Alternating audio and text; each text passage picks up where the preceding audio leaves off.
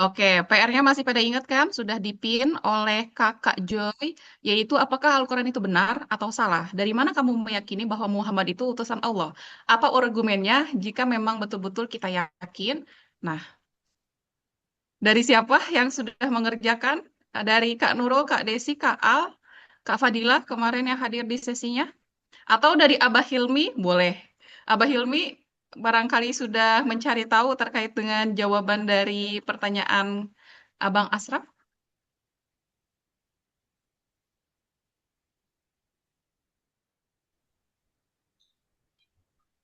Belum sih, teh.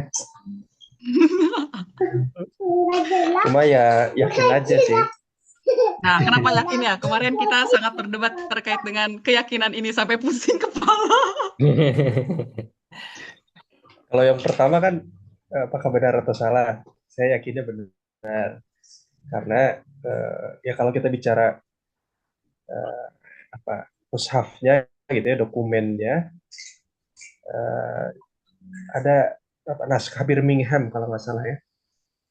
Jadi setelah diuji eh, karbon ya, uji karbon untuk mengetahui usia dokumen tersebut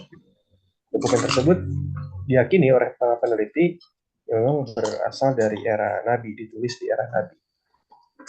Jadi kalau secara dokumen, eh, saya yakin apa tidak ada perubahan gitu ya dari isi dokumennya karena naskah tertua yang bisa dilacak itu ya naskah Birmingham dan itu berasal dari era Nabi. Nah, tapi kalau yang dimaksud adalah Al-Quran ya, bukan mushafnya, bukan dokumennya gitu, isinya gitu. Ya, saya yakinnya benar. Alasannya kenapa ya, kenapa ya? Ya yakin aja gitu. Dan nyambung ke yang kedua sebagai utusan gitu. Eh, yakinnya juga ya betul utusan karena kalaupun berbohong apa keuntungannya buat buat nabi gitu ya. Saya kadang berpikir kalau berbohong ya kalau misalkan baca-baca literatur sejarah gitu. Kalau berbohong malah eh,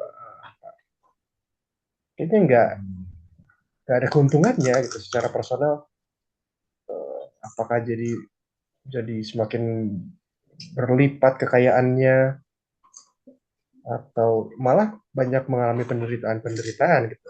Penderitaan eh, ya misalnya di Taif gitu ya, salah satu cerita yang paling terkenal dilempari batu, dilempari sampai berdarah-darah dan lain-lain. Ya kalau apa kan mungkin bisa aja ya Nabi punya pilihan untuk ya kalau menurut kacamata saya gitu ya untuk waduh ya Allah saya enggak deh jadi utusan gitu terlalu berat mungkin yang lain aja ya bisa tetap melanjutkan perniagaannya mungkin jalan cerita sejarah akan berbeda tapi Nabi menerima apa mandat itu gitu. Itu mungkin. Oke, terima kasih Abah Hilmi. Ini mau direspon sama Bang Asraf atau mau tahu dari sisi yang perempuan mungkin satu lagi atau gimana Ya, Bang Asraf? biar dapat lagi respon yang lain ya dulu. Oke, respon yang Hmm. lain ini aku Oke, tunjuk. aku Nah, udah open mic nih yang mau ditunjuk. Silakan Kak Nurul. ngomong-ngomong sebenarnya ya sih apa namanya kemarin tuh kan apa pertanyaannya tuh kan continue ya dari pertama Nabi itu ada dan benar dikasih clue sama Pak Asaf itu adalah Al-Quran sebagai mukjizatnya terbesar Rasulullah yang mana dia untuk seluruh alam. Kalau secara apa eh, arkeologi benar, aku tadi juga udah tau lah ya naskah naskah tertua itu ya yang seperti Abah Hilmi bilang kalau secara arkeologi ada. Tapi kalau misalnya secara kebenaran Al-Quran, saya tadi uh, ya adalah fokus di sini aja di keistimewaan Al-Quran. Keistimewaan Al-Quran itu apa? Yang pertama itu terjaga, ya kan?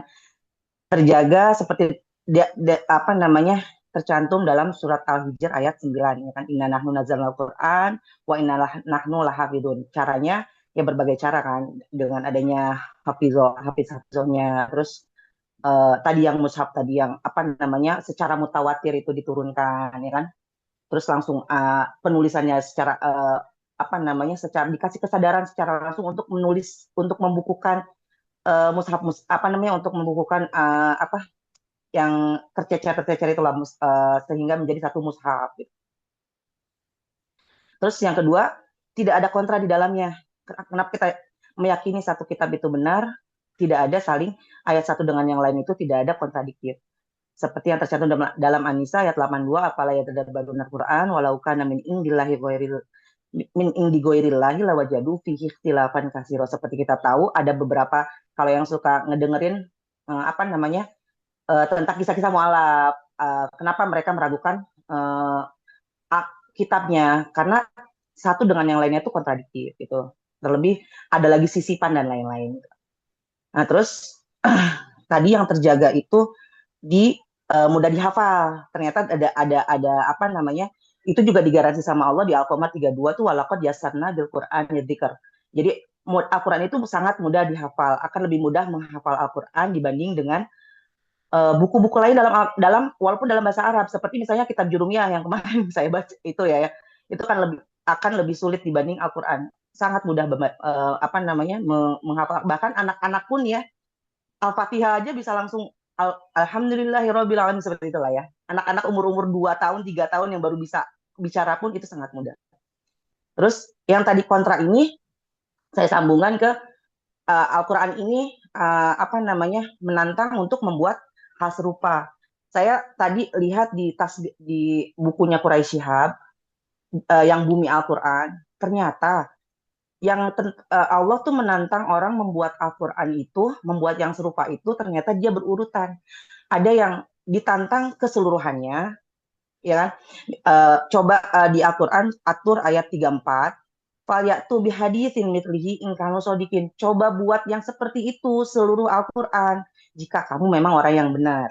Nah, terus lanjut lagi, nggak ada yang bisa nih. Coba bikin 10 surat. Di Al-Qur'an itu kan ada 114 surat. Coba bikin 10 surat yang sama. Itu ada di Yahud ayat 13. Am yaqulun naftara qul fa'tu bi asri suwarin mithlihi. Tapi pokoknya muftaroyat wad'u man istata'tum min dunillahi in kuntum shodiqin. Jadi coba buat 10 surat jika memang apa namanya, dan silakan panggil semua sekutu pun selain Allah gitu jika kalian memang orang yang benar. Dan aku amazingnya ternyata Allah tuh ada lagi surat di Quran apa namanya, setelah tidak ada yang bisa 10 surat, bikin satu surat aja katanya di surat Yunus ayat 38. Itu apa namanya redaksinya itu mirip banget karena di dalam Al-Qur'an itu kan ayat-ayat itu banyak yang mirip ya. Nah, ini sama tuh am yakuluna tarokul pak tuh bisuroh tadi bi asri suarin, cuma beda itunya doang tapi redaksi ayatnya itu sama sampai belakang, dan saya juga ngerasa wah berarti Quraisy Shihab ini memang belajar, saya pun ya Allah memang harus banyak belajar gitu. Nah, terus saya ngelihat oh ternyata tantangan si Al-Qur'an ini untuk dibikin itu dijawab ternyata banyak nabi palsu setelah sepeninggalnya Nabi Muhammad. Seperti contohnya Musailamah Al-Kadzab. Tapi ada beberapa. Cuma saya tertarik dengan ayat Al-Qur'annya yang dia bikin. Saya mau ini nih, mau menyebutkan. Coba kita bedakan ya dengan dia membuat surat Al-Fil. Ya, alam taro kaifa fa'ala rabbuka bi ashabil fil. Kalau yang Allah buat nih yang maksudnya yang Al-Qur'an, dalam Al-Qur'an. Tapi Musailamahnya bikin gini. Al-filu malfilu wa ma adraka malfilu lahu khurtumun tawilun katanya. Gajah, apa itu gajah? Apa yang kamu ketahui tentang gajah?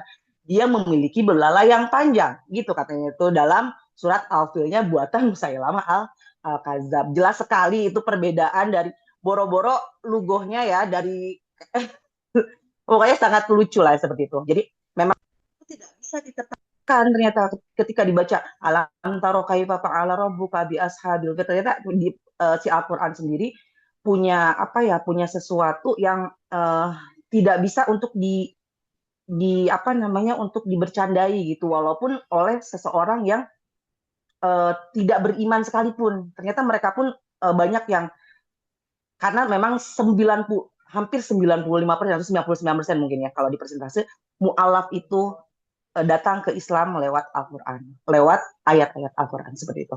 Terima kasih Pak, sekian jawabannya. Karena ini pun saya baru menemukan, karena memang keyakinan saya sudah lama yakin, cuma ini benar-benar saya baru lihat. Terima kasih banyak. Assalamualaikum warahmatullahi wabarakatuh. Waalaikumsalam warahmatullahi wabarakatuh. Luar biasa, Kak Nurul. Aku juga jadi belajar ya tadi terkait dengan eh, apa banyak hal gitu ini, apalagi tadi yang disampaikan tentang Quraisy Shihab dan lain sebagainya. Dan aku baru tahu yang tadi Musailamah Al-Kadzab isi suratnya seperti itu. Ya Allah, keren banget tadi Kak Nurul.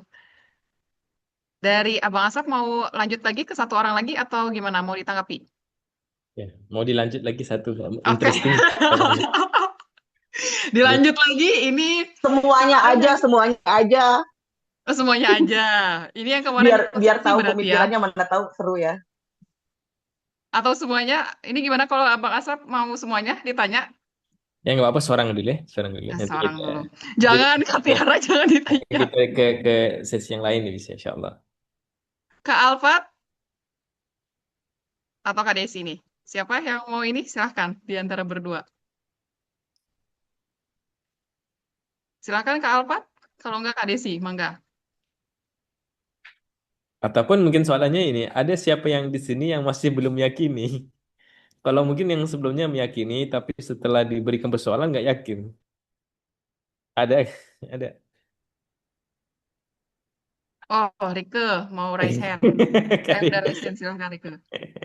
Saya dari awal yakin Pak Asraf dan sekarang makin yakin. Mungkin yakin ya. Jadi, jadi yang awalnya yakin, tapi setelah dipertanyakan soalan nggak bisa jawab, jadi nggak yakin. Ada juga kan? Ya, ya. Jadi yang nggak yakin itu ya itu harus diselesaikan karena dari minggu lepas saya lagi doa jangan ada siapa yang mati. Karena nanti kalau ada yang mati itu mati dalam keadaan nggak yakin nanti ya. Jadi em, jawabannya itu dia lebih enak kalau semuanya sudah sudah sampaikan keyakinannya. Jadi itu baru jawabannya lebih bagus. Tapi nggak apa-apa, Ricky nanti kalau nanti kita ada sesi Q&A nanti ya di satu kelas yang lain ya. Nanti kita bisa mungkin mendengarkan lagi ya jawaban-jawaban. Karena yang sebetulnya nggak ada jawaban betul atau salah di dalam hal ini ya. Karena keyakinan itu bukan pada argumen itu nggak bisa diatasi, bukan. Tetapi keyakinan itu tergantung kepada siapa yang meyakininya.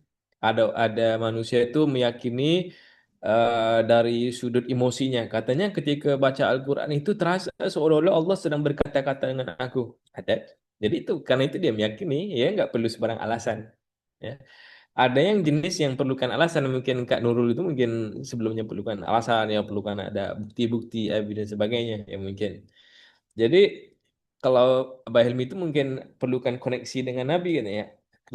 Karena sudah terasa koneksinya dengan Nabi, ya pasti Nabi itu betul kan ya. Jadi ya keyakinan kita itu berbeda-beda. Soalnya bukan dari apa yang ada suatu cara untuk kita yakini, tetapi tergantung kepada kita. Yang penting apakah kita meyakini, apakah kita sudah sadar yang kita sudah meyakini. Dan kadang-kadang mungkin kita itu belum begitu yakin, tapi nggak sadar. Jadi soalan ini adalah untuk menyadarkan apakah kita benar-benar sudah meyakini. Caranya terpulang. Ada yang kita meyakini sesuatu dengan cara yang tersendiri, yang cara yang berbeda-beda. Jadi ada yang lihat pada lughah, pada kemukjizatan, pada uh, language ya, pada lughah Al-Quran itu. Lalu dia kata, oh ini nggak bisa dilakukan oleh orang sembarangan ini. Jadi, wah, karena orang itu mungkin dasar pengalamannya sebelum adalah orang yang linguis. Mungkin ya, kalau orang itu orang yang kita coba meyakinkan orang itu dengan fakta sains tentunya, sains yang ada dalam Al-Quran. Tapi orang itu nggak percaya sama sains, jadi nggak ada keyakinannya melalui sains. Tapi ada orang yang percaya, jadi dia meyakini melalui sains. Jadi itu eh, sebenarnya tergantung ya. Tapi pokoknya argumennya seperti ini. Kita itu biasa meyakini Nabi SAW, salah satu caranya dengan kita meyakini kebenaran Al-Quran. Kita meyakini kebenaran Al-Quran itu dengan pembuktian. Pembuktian itu yang tergantung. Ada yang nampak pembuktian dari segi lughah, ada yang ternampak pembuktian dari segi konten sejarahnya, ada yang ketepatannya. Kalau yang saya itu mula-mula meyakini Al-Quran itu karena babi. Kenapa? Karena di Arab itu nggak ada babi. Jadi Nabi Muhammad itu nggak pernah berjumpa dengan babi seumur hidupnya. Tapi kok bisa keluar ayat yang mengharamkan babi, sedangkan dia itu nggak pernah lihat babi, sahabat-sahabatnya nggak pernah makan babi, tapi wah kok bisa ada ayat seperti itu. Jadi artinya dia itu menyampaikan sesuatu yang bukan dari pengetahuannya sendiri. Ya sesimpel itu. Bisa aja dari babi itu kita bisa meyakini Al-Quran. Tergantung kepada sesiapa yang meyakininya. Ya, ya. Jadi itu yang. Jadi kalau sudah Al-Quran itu sudah pasti benar. Jadi yang menyampaikannya juga pasti benar. Jadi itulah kebenaran Nabi itu pada kebenarannya benarnya Al-Quran itu ya, sebagai satu bukti kebenaran Nabi. Ya, karena itu adalah mukjizat yang paling agung. Ya, dan itulah yang membenarkan Nabi Muhammad SAW. Ya. Jadi em, kalau dari bacaan sirah kita ya, ternyata orang-orang yang dari awal-awal memasuki Islam itu mereka nggak ada punya alasan yang logika. Contohnya Talha. Ya, bagaimana ceritanya Talha masuk Islam? Jadi Talha itu ketika dalam perjalanan di Syam itu berjumpa dengan seorang padri Kristen. Mereka menyatakan tentang sudah muncul nabi yaitu yang dipanggil sebagai Ahmad. Pergilah cari. Di dalam perjalanan dia itu bertemu dengan Sayyidina Utsman. Jadi katanya Sayyidina Utsman, tanya Sayyidina Utsman, kamu mau kemana? Aku mau mencari seorang yang bernama Ahmad. Kaget Talha. Wah, aku juga dengar dari Padri tadi tentang Ahmad. Jadi Sayyidina Utsman kata, aku itu dalam ketika itu aku sedang tidur. Dan ketika aku mendengar panggilan, wahai Utsman, carilah orang yang bernama Ahmad. Nah, jadi kan nggak ada logikanya di situ kan, tetapi ternyata Talha dan Utsman itu punya keyakinan yang begitu kuat terhadap Nabi Shallallahu Alaihi Wasallam. Ya. Jadi di kalangan sahabat yang awal-awal itu, asyabiku dan awalun itu sendiri sudah berbeda-beda, tapi ternyata keyakinannya semua kuat-kuat semuanya. Jadi apatah lagi kita juga yang sudah jauh dari asyabikun wal awalun. Jadi kita itu punya punya hidayah yang berbeda-beda di sisi Tuhan. Ya, dari sisi Tuhan kita itu punya keyakinan dengan cara-cara yang berbeda-beda. Enggak ada satu jawaban yang benar dalam persoalan apakah bukti kita meyakini. Ya, cukup sekadar kita meyakini Allah dan Rasulnya. Ya, itu ya. Jelas ya. Nanti tapi siapa yang masih belum berkeyakinan itu harus cari, harus cari apakah benar keyakinannya, apa buktinya. Ya. Itu nggak bisa ditolong karena setiap kita itu berbeda. Jadi kita harus mungkin dari kita dengar dari hujah-hujahnya teman-teman, ada yang kena, oh ya benar ya aku juga meyakini karena ini katanya. Mungkin itu yang bisa membuatkan kita itu ada keyakinan. Ya. Jadi kita bisa langsung ke materi hari ini ya. Materi ini materi yang sangat penting ya. Inilah yang menjadi gist atau the essence di dalam kita punya perjalanan ini ya, Quranic taksonomi ini ataupun journey of insan. Wah, sudah terkeluar nih. Bentar ya.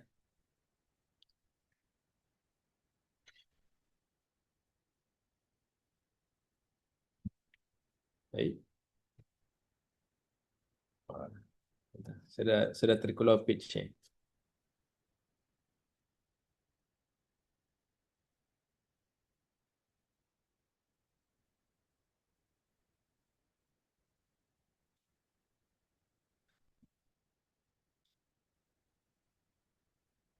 Baik, nampak masih sama. Eh, Oke. Oke, inilah yang perbahasan kita hari ini. Jadi yang lepas kita sudah membicarakan tentang the third hurdles kita yang keempat, yaitu diri kita sendiri. Yang di dalam diri kita sendiri itu ada 4 komponennya, yaitu komponen jasad dan komponen roh. Di dalam komponen jasad ada lagi 2, yaitu physiological nature, hayawannya, dan ada free will, muharikah. Yang kita sudah bicarakan pada minggu sebelum-sebelumnya itu adalah physiological nature atau kehayawannya kita sudah bicarakan. Dan kemudian yang minggu kemarin kita sudah bicarakan tentang di bahagian ruh yaitu akal. Jadi hari ini kita akan bicarakan kolbu dan juga free will ya. 2 ini kita akan habiskan. Hari ini supaya hari ini kita bisa menghabiskan the hurdles. Oke, jadi kita pergi kepada kolb.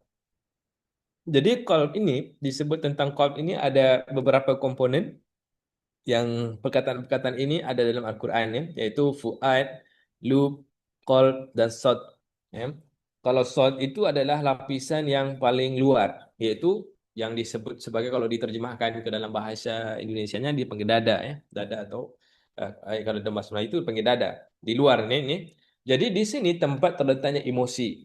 Jadi emosi itu bukan di dalam qalb, tapi emosi itu pada dada. Kenapa? Karena ketika kita sakit hati, terasa sakitnya itu di mana? Sakitnya itu di sini kan. Ya. Jadi bukan di dalam ya, sepertinya di luar. Emosi itu masih di luar. Karena kita bisa melihat emosi.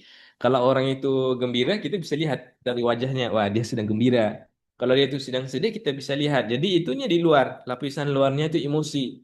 Tapi emosi itu conceals the core, menyembunyikan apa yang tersembunyi di dalam rohnya. Yaitu di dalam rohnya ada dua fakulti, akal dan kolbu, dan ini adalah fakulti kolbu. Jadi qalb itu berasal daripada perkataan inqalaba yang bermaksud berbolak-balik. Jadi qalb ini nature-nya ataupun sifatnya itu dia responsif. Itu ada masanya ke sana ke sini, ada masa bagus, ada masa nggak bagus. Dia qalbnya manusia itu turun naik. Itu reaktif seperti kalau dibandingkan dalam jasad, qalb itu seumpama seperti jantung. Karena jantung kita kan pumping ya. Ada masa dia kecil besar, duk dap itu kalbunya juga seperti itu. Yang kalbu di ruhnya seperti itu, nature-nya itu berbolak-balik. Jadi karena dia berbolak-balik daripada perkataan yang qalaba itu, maka dia itu dinamakan sebagai qalb. Ya.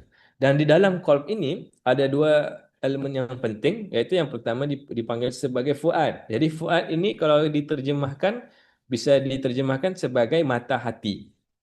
Ya, mata hati. Kenapa mata hati? Kerana mata itu bisa melihat. Kalau mata yang di jasad itu, mata kita yang ini, yang di jasad itu bisa melihat sesuatu yang ada mata, yang ada matter, yang ada jisimnya, ya, yang ada jirimnya, ada atomnya. Jadi kita bisa lihat kita. Jadi kenapa? Kerana ada jirimnya. Itu yang bisa dilihat dengan mata yang jasad. Tetapi kalau sesuatu yang bukan ada jirim, pada contoh hidayah, kita nggak bisa kan? Hidayah nggak ada jirimnya, jadi kita nggak bisa lihat hidayah dengan mata. Tetapi kita bisa melihat hidayah itu dengan fuad. Karena fuad itu adalah mata hati, mata yang bisa melihat perkara-perkara yang spiritual, perkara-perkara spirit, perkara-perkara yang non-sensible, yang nggak bisa dicerap oleh panca indera kita. Jadi apapun yang nggak bisa dicerap oleh panca indera kita itu bisa diserap oleh fuad, bisa dicerap oleh mata hati kita ya. Itu adalah fuad. Peranannya seperti panca indera. Kalau panca indera itu yang jasad, ini yang rohani, panca indera rohani dipanggil sebagai fuad. Kemudian yang di dalamnya lagi adanya lub. Ini adalah lubuk yang paling dalam di dalam hati kita. Jadi lub itu disebutnya albir fil bidayah al-barakah alaiha. Dia itu adalah di awalnya itu kebaikan dan daripadanya itu akan timbullah barakah-barakah buat sekaliannya. Jadi lub itu dia juga dipanggil sebagai hati nurani. Kenapa dipanggil hati nurani? Karena di dalam lub itu ada nur. Nur itu datang dari mana? Itu adalah cahaya Allah. Jadi setiap daripada kita itu ada cahaya Allah di dalam hatinya. Dan nurullah dalam hati itu ada cahaya. Tapi cahaya itu adanya eh, kebaikan-kebaikan, talent, ya, bakat kita, kebaikan kita, sifat-sifat semula jadi kita itu ada di dalam loop, disimpan dalam bentuk cahaya Allah itu. Dan kemudian loop itu tersimpan kerana tersimpan di dalam, dia itu nggak bisa keluar. Melainkan kalau orang itu menyucikan kolbunya. Jadi apabila orang itu menyucikan kolbunya, seperti loop itu seperti cahaya yang tersimpan di dalam satu cermin yang kotor. Kerana cermin itu kotor, kita nggak bisa, cahayanya nggak bisa keluar karena sudah ditutupi debu-debu. Dan debu itu adalah debu kekotoran yang ada pada kolb. Dan sekiranya kolbu itu dibersihkan, jadi cahaya daripada loop itu bisa terpancar keluar. Dan ketika cahaya dari loop itu terpancar keluar, wah kita itu bisa menterjemahkan, memanifestasikan sifat-sifat yang baik, yang sifat-sifat semula jadi, yang datangnya daripada Allah Subhanahu Wa Taala, yang Allah sampaikan ke dalam kita sewaktu Allah meniup ruh itu, Allah sudah meniupkan cahaya-cahayanya juga di dalam hati nurani kita. Jadi sifat kita yang terpendam, bakat kita yang terpendam itu adanya di loop, dan loop itu ditutup oleh hati. Sekiranya hati itu bersih, maka cahaya dari loop itu bisa keluar, cahaya ketuhanan daripada loop itu bisa keluar. Dan kalau hati itu kotor, maka dia itu tersimpan dan terpendam di dalam hati, nggak bisa dikeluarkan. Jadi boleh dikatakan di sini bahwa human potential, potensi manusia itu hanya bisa dikeluarkan kalau hatinya itu dibersihkan sehingga cahaya-cahaya yang Allah ciptakan di dalam loop itu bisa terkeluar dan terpancar hingga termanifestasi di dalam akhlak-akhlak kita. Ya, itulah yang dipanggilkan sebagai sedikit sebanyak tentang kolbu. Jadi kolbu ini punya peranan yang sangat besar dalam pendidikan anak-anak, dalam pendidikan kita sendiri. Ya. Malah ini boleh dikatakan antara komponen-komponen yang paling penting sekali di dalam apa yang menjadikan kita sebagai kita adalah qalbu gitu. Allah sebut dalam Quran, afalam yasiru fil ard fatakuna lahum qulubun yaqiluna biha. Apakah kamu tidak bermusafir di alam di bumi dan kamu akan dapati lahum qulubun yaqiluna biha. Ada mereka itu tidak menggunakan kolbunya untuk berfikir. Jadi dalam Al-Quran itu disebut fikirnya yakil itu. Berfikir itu juga di kolbu. Jadi bukan hanya berfikir itu di akal, tapi berfikir itu di kolbu. Qulubu yaqiluna biha. Au adhanun yasma'una biha. Atau mereka itu punya telinga tapi nggak mau dengar. Fa innaha la ta'mal absar. Padahal yang butanya bukannya penglihatan dia yang buta, walakin ta'mal qulub. Ya, tapi yang buta itu adalah hatinya, allati fis sudur. Itu orang-orang yang derhaka, orang-orang yang walaupun telah terbentang hidayah di depan matanya itu seperti seolah-olah nggak bisa lihat hidayah itu. Karena apa? Karena bukan penglihatan yang buta, matanya normal, tapi yang buta itu adalah hatinya. Walakin ta'mal qulub. Yang buta itu hati yang terletaknya di balik dada. Jadi apakah peranan kolbu? Ya. Kul man kana aduwwan li Jibril fa innahu nazalahu ala qalbika biiznillah. Pada perkataan ini fa innahu nazalahu, sesungguhnya dia menurunkan ayat-ayat Quran itu ala qalbika, pada hatimu wahai Muhammad, dengan izin Allah. Musaddiqan lima baina yadayhi, sehingga Muhammad itu bisa membenarkan apa yang ada pada kitab-kitab sebelumnya. Wahuda, sehingga tersampailah hidayah dan berita gembira buat orang-orang yang beriman. Jadi jadi kolbu itu satu, bisa berfikir. Yang kedua, kolbu itu adalah tempat untuk menerima Al-Quran. Nah, jadi ada orang tu menerima Al-Quran, tapi dia menerima Al-Quran dengan telinganya, semata-mata telinganya. Jadi Al-Quran itu menjadi satu bacaan yang bisa didengari, tetapi bukan menjadi hidayah, bukan menjadi cahaya buat dirinya. Kerana apa? Kerana Al-Quran itu enggak masuk ke kolbunya seperti mana Al-Quran itu masuk ke dalam kolbu Muhammad sallallahu alaihi wasallam. Jadi kita itu kalau dibacakan ayat Quran, nanti kita itu melihat ayat Quran itu, kita mohon kepada Allah supaya Al-Quran itu biar masuk ke dalam hati kita. Ya, kerana selagi Al-Quran itu belum masuk ke hati, ke kolbu, wah itu enggak, kita itu belum belum dapat hidayah dari Quran deh. Hanya mungkin bacaan, mungkin kita itu senang dengan iramanya, hanya itu. Pahalanya masih ada, tetapi belum menjadi hidayah, belum jadi petunjuk buat kita. Ya. Jadi Allah sebut dalam Quran, la yu'akhidhukumullahu billaghwi fi aymanikum walaki yu'akhidhukum bima kasabat qulubukum. Allah itu tidak mengambil peduli ya dengan janji-janji yang kamu buat. Karena janji-janji itu ya itu bisa ditipu, bisa dipura-purakan. Walaki yu'akhidhukum bima kasabat, tetapi apa yang Allah ambil ialah apa yang terbuku, tersimpan di hati kamu.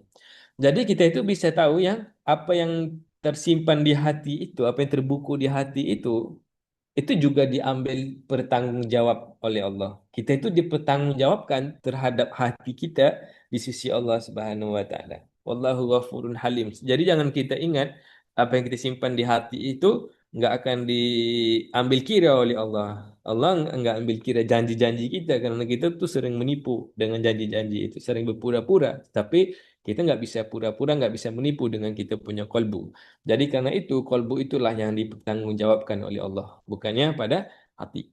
Jadi kalau di dalam ayat-ayat Al-Quran itu banyak sekali menceritakan tentang kolbu orang-orang yang jahat. Dia orang-orang yang jahat di sisi Allah itu bisa aja disebut sebagai munafikun, yaitu orang yang suka berpura-pura, yang hatinya rosak.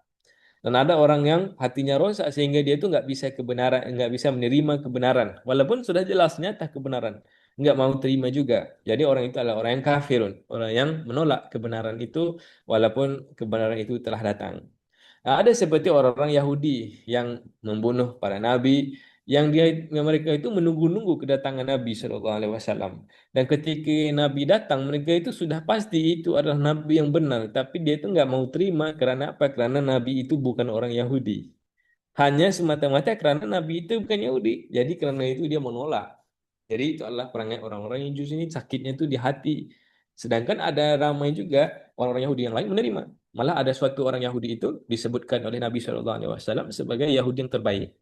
Nah, ketika dalam peperangan Uhud ada orang Yahudi, sudah lupa namanya, itu mengajak kaumnya untuk bersama-sama dengan Nabi Muhammad SAW, bersama-sama dengan ahli Madinah untuk menentang orang-orang Quraisy di Mekah, untuk mempertahankan Madinah bersama-sama karena mereka itu hidupnya satu tempat di Madinah. Mereka itu sudah berbaiat berjanji dengan Nabi SAW. Tapi apa yang berlaku? Orang Yahudi yang lain nggak mau ikut. Karena dalam perjanjian itu hanya mereka itu wajib mempertahankan Madinah bersama sekiranya peperangan itu berlaku di Madinah. Sedangkan dalam kota Madinah, sedangkan peperangan berlaku di luar kota, yaitu di Uhud. Jadi dia nggak mau ikut. Kecuali ada satu orang Yahudi ini yang dipanggil sebagai sebaik-baik orang Yahudi. Ketika dia mengajak teman-temannya untuk bersama-sama dengan Nabi Muhammad SAW untuk berjuang di medan Uhud, teman-temannya nggak mau ikut. Tapi dia itu pergi seorang-seorang. Jadi dia itu satu-satunya Yahudi yang berada di situ. Nah, tidak sekadar itu, dia itu sudah meninggalkan wasiat kepada teman-temannya di keluarganya, waris-warisnya di Madinah. Katanya, kalau aku mati, ladang-ladang kurma aku ini akan diwakafkan kepada Muhammad SAW. Jadi ketika dia mati memang ladang-ladang kurmanya itu diwakafkan ke Nabi Muhammad. Nabi Muhammad menggelarnya sebagai sebaik-baik Yahudi. Ya, jadi Yahudi ini ada juga yang baik-baiknya, masih ada yang baik, ada juga ramai Yahudi yang masuk Islam. Antaranya itu dinamakan sebagai Ibnu Hayyaban. Itu berpindah daripada Syams, diduduknya di tempat yang begitu mewah di Syams, meninggalkan kemewahannya di Syams, langsung pergi ke Yathrib. Karena dikatakan ketika nanti akan datang seorang yang menjadi nabi. Dan ketika nabi ini datang, katanya, aku akan menjadi orang yang akan mempertahankan nabi ini dengan nyawaku. Tapi dia itu nggak sempat berjumpa dengan Nabi Muhammad SAW dan dia itu meninggal duluan. Ya, jadi antara Yahudi-Yahudi yang baik juga ya. Jadi bukan semua Yahudinya itu jahat, tetapi yang disebutnya banyak dalam Quran itu yang jahat-jahat ini ya, Yahudi yang jahat. Jadi mereka itu sudah tahu kebenaran. Malah ada Yahudi yang menerima kebenaran, tetapi ini adalah Yahudi yang nggak mau menerima kebenaran semata-mata karena orang yang benar itu bukan Yahudi. Ya, itu bedanya. Dan orang yang keempat ini, golongan keempat ini dipanggil mujrimun. Seperti kita lah nih ya, sudah tahu Allah sudah suruh yang ini, kita derhaka. Mujrimun ini orang yang derhaka yang sudah diperintahkan oleh Allah, ya kita percaya perintahnya itu adalah untuk kebaikan kita sendiri, tapi kita nggak ikut atas apa-apa alasan pun. Ya mungkin terlupa, mungkin nggak peduli, mungkin terasa hidup kita itu lama lagi, sempat taubat dulu, itu mungkin ya. Tapi itu adalah mujrimun, orang yang derhaka yang tidak mahu patuh kepada perintah Allah. Jadi buat empat orang golongan orang seperti ini, apakah yang Allah ceritakan tentang hati mereka di dalam Al-Quran? Jadi ada yang Allah sebut sebagai amarah bisu. Hati mereka itu bisli. Seperti orang hatinya itu sentiasa meluap-luap dengan kejahatan. Mereka tuh suka sekali dengan kejahatan. Orang yang amarah bisu. Ada yang Allah sebut hati mereka itu marad. Hati mereka itu ada penyakit. Ada yang Allah sebut sebagai lahiyah. Hati mereka itu distracted. Ya, sepatutnya dia menuju ke sini, tapi dia menuju ke tempat yang lain. Karena apa? Karena distracted. Ya. Ada yang wafil. Wafil ini adalah seperti orang yang nggak ada tujuan hidupnya. Orang yang hilang arah tujuannya. Ada yang syata, hati mereka itu berpecah-pecah, berpuak-puak. Ada yang ghilan, hati mereka itu penuh dengki dengan keistimewaan yang Allah beri kepada orang-orang lain. Ada yang orang yang Allah sebut sebagai akfaluha. Hati mereka itu dikunci. Ada yang hamiyah, ada yang roibun. Ya, roibun ini hati yang apa itu? Roib, ragu-ragu. Ragu-ragu. Ada yang hati yang dipanggil sorofa. Itu mereka itu turn away. Memalingkan hatinya daripada kebenaran. Itu adalah antara perkataan-perkataan yang Allah gunakan untuk hati orang-orang yang jahat. Ada yang Allah sebut sebagai khotama. Wah, hatinya telah ditutup. Ada yang zaigun, hatinya itu telah disesatkan. Taba'a, hatinya itu telah di, ditutup dan dikunci, ya. Lebih lebih dalam lagi, ya. Seal, telah ditutup secara permanen, gitu, ya. Kalau khotamah itu seperti tutup pintu, gitu, ya, sudah habis. Jadi ada yang qasiyah, ada yang hatinya keras, ada yang sanurki, hati yang kelak Allah akan masukkan ketakutan di dalam hatinya. Ada yang hati yang salaka, hati yang sudah diberikan kebenaran itu lagi dia enggak lagi deny kebenarannya. Ada orangnya akinah, itu hatinya itu dilitupi, ya. Ada yang ghamrah, hatinya itu Allah sebut sebagai confused, ya, keliru hatinya. Sedangkan orang yang baik-baik itu ini disebut sebagai orang yang nanti kelak di surga, nanti di akhirat nanti mereka akan datang bertemu Allah dengan qalbun salim, dengan hati yang salim, ya. Hati yang baik ini dipanggil hati yang salim, hati yang selamat, ya. Hati yang peaceful, ya. Jadi ini diceritakan tentang orang yang mukmin, orang yang beriman, orang yang muslim, orang yang patuh dengan perintah Tuhan, orang mutakun, orang yang bertakwa. Jadi Allah sebut dengan perkataan wajilat qulubuhum bi dzikrillah. Hati mereka itu berasa terketar-ketar kerana takutkan Allah. Allah sebut sebagai kulubun mutmainnah. Hati mereka itu mutmainnah, tenang, suka, satisfied, ya. Terasa puas ini. Ada yang Allah sebut sebagai yakhsha. Hati mereka hati orang-orang yang khusyuk, mengabdikan diri kepada Allah. Ada yang hati yang munibah, hati yang bertaubat. Ada yang hati yang aslama, hati yang patuh dengan perintah Allah. Ada hati yang ribat, yaitu hati yang Allah itu menyebabkan hatinya kuat. Ya. Ribat, hatinya itu diteguhkan hatinya oleh Allah Subhanahu Wa Taala. Allah sebut sebagai akhbatu, hati mereka itu humble, ya, rendah diri hatinya, ya. Yafqahu, hati yang memahami. Sakinah, hati yang tenang. Al-Lafa, Allah itu menyatu-nyatukan semua hati-hati orang-orang beriman itu bersama-sama. Ya, Al-Lafa itu pada perkataan Allah menyatukan. Jadi Allah itu membawa bersama hati-hati itu. Ada yang faziro, artinya Allah telah menghilangkan ketakutan pada hatinya. Ada yang rofatan, adalah hati itu berasa penuh dengan rahmat, penuh dengan kasihan terhadap penderitaan orang-orang lain. Ya, jadi kalau daripada perkataan-perkataan yang diceritakan tadi tentang hati, baik daripada hati orang-orang mukmin ataupun hati orang-orang yang jahat, yang empat itu, ya, orang munafikun apa semuanya, itu kita bisa buat kesimpulan bahawa ada perkataan-perkataan yang menunjukkan Allah itu menguasai 100%. Sehingga kita itu nggak ada ruang untuk membuat apa-apa kerana semuanya telah dibuat oleh Allah. Contoh pada perkataan alafa, fa'alafa baina qulubihim, maka kami akan menyatukan hati mereka. Maka aku akan menyatukan hati mereka. Siapa yang akan satukan hati?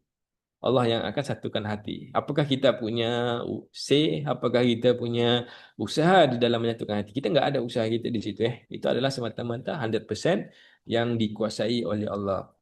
Ya. Dan ada yang Allah sebut sebagai Allah acts upon our action. Jadi orang-orang yang munafik itu, hati mereka itu ada penyakit. Allah sebut dalam Quran, fi qulubihim maradun, dalam hati mereka ada penyakit. Penyakit itu disebabkan oleh perbuatan mereka sendiri. Disebabkan mereka itu sudah punya penyakit disebabkan perbuatan mereka dan mereka itu enggak mahu bertaubat. Allah sebut dalam Quran, fi qulubihim maradun fazadahumullahu marada. Mereka dalam hati mereka itu ada penyakit, kemudian Allah menambah penyakit di hati mereka. Nampak, ya? Sudah ada perbuatannya kita, dan kemudian Allah itu lagi campur, lagi tambah, lagi kuatkan atau lagi kurangkan, ya.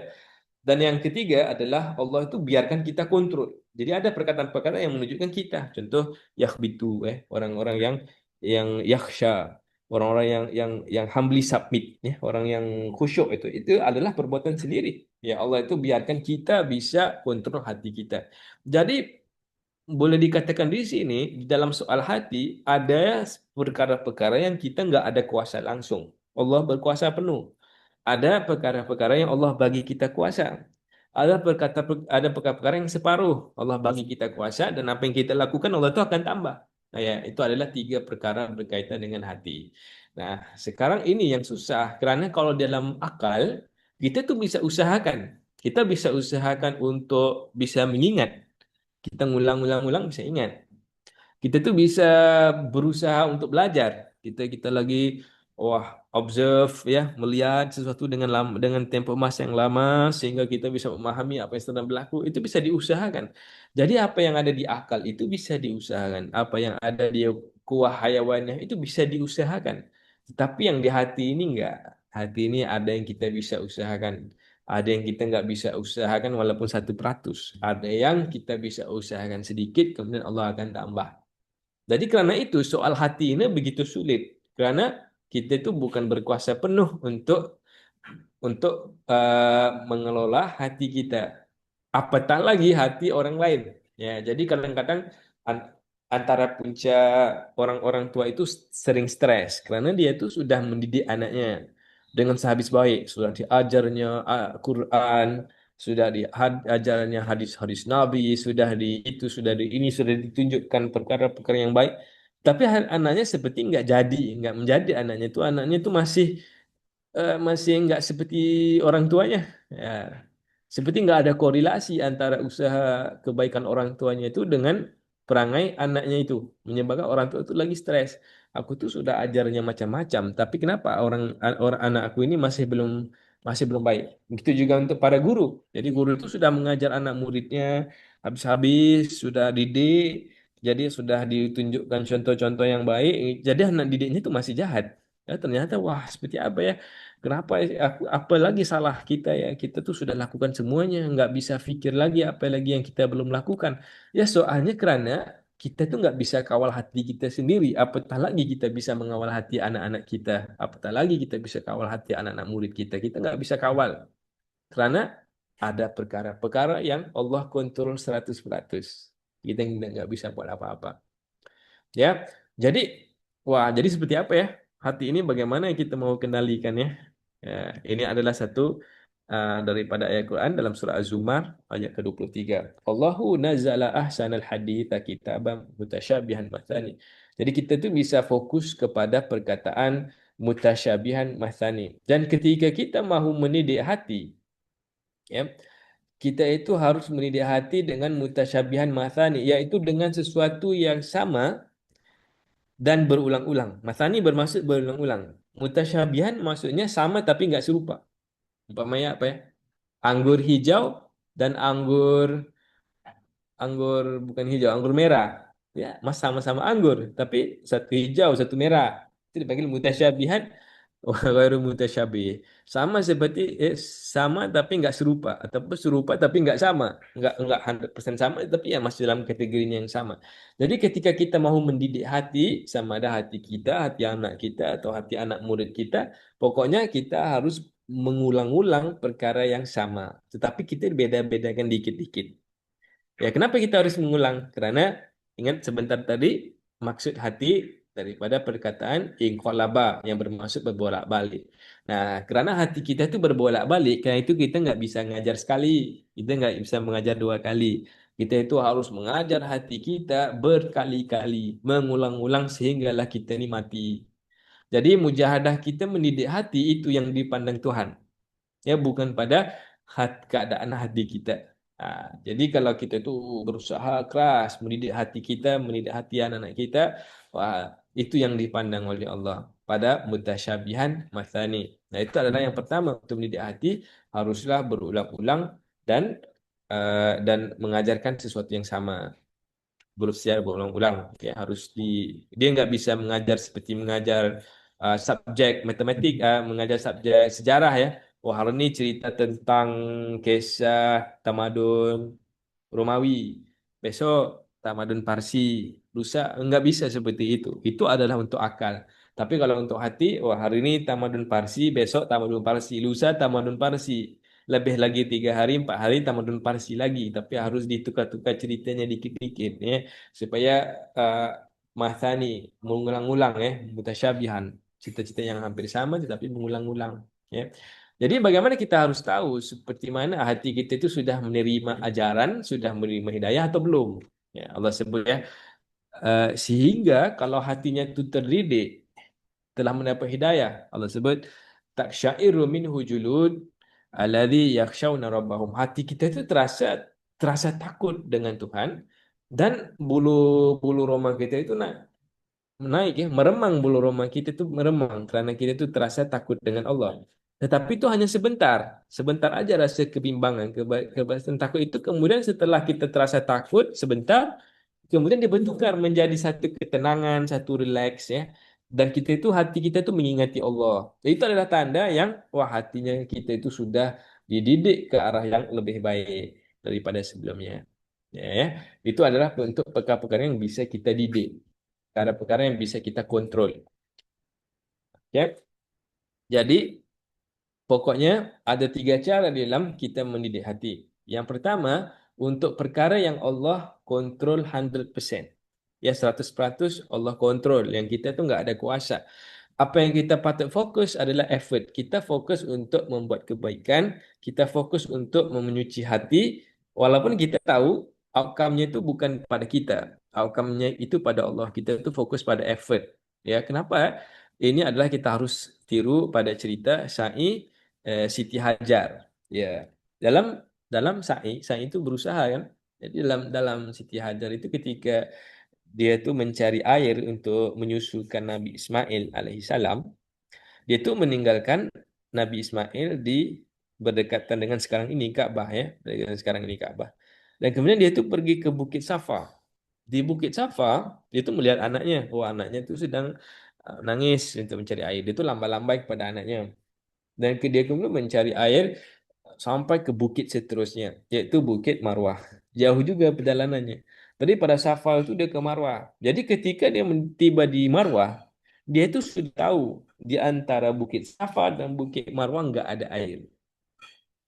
Jadi kenapa dia daripada Marwah itu kembali ke Safa? Dia kan sudah tahu yang nggak ada air.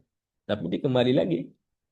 Wah, kembali yang kali kedua. Dia tuh sudah yakin banget karena sudah 2 kali melalui tempat yang sama nggak ada air.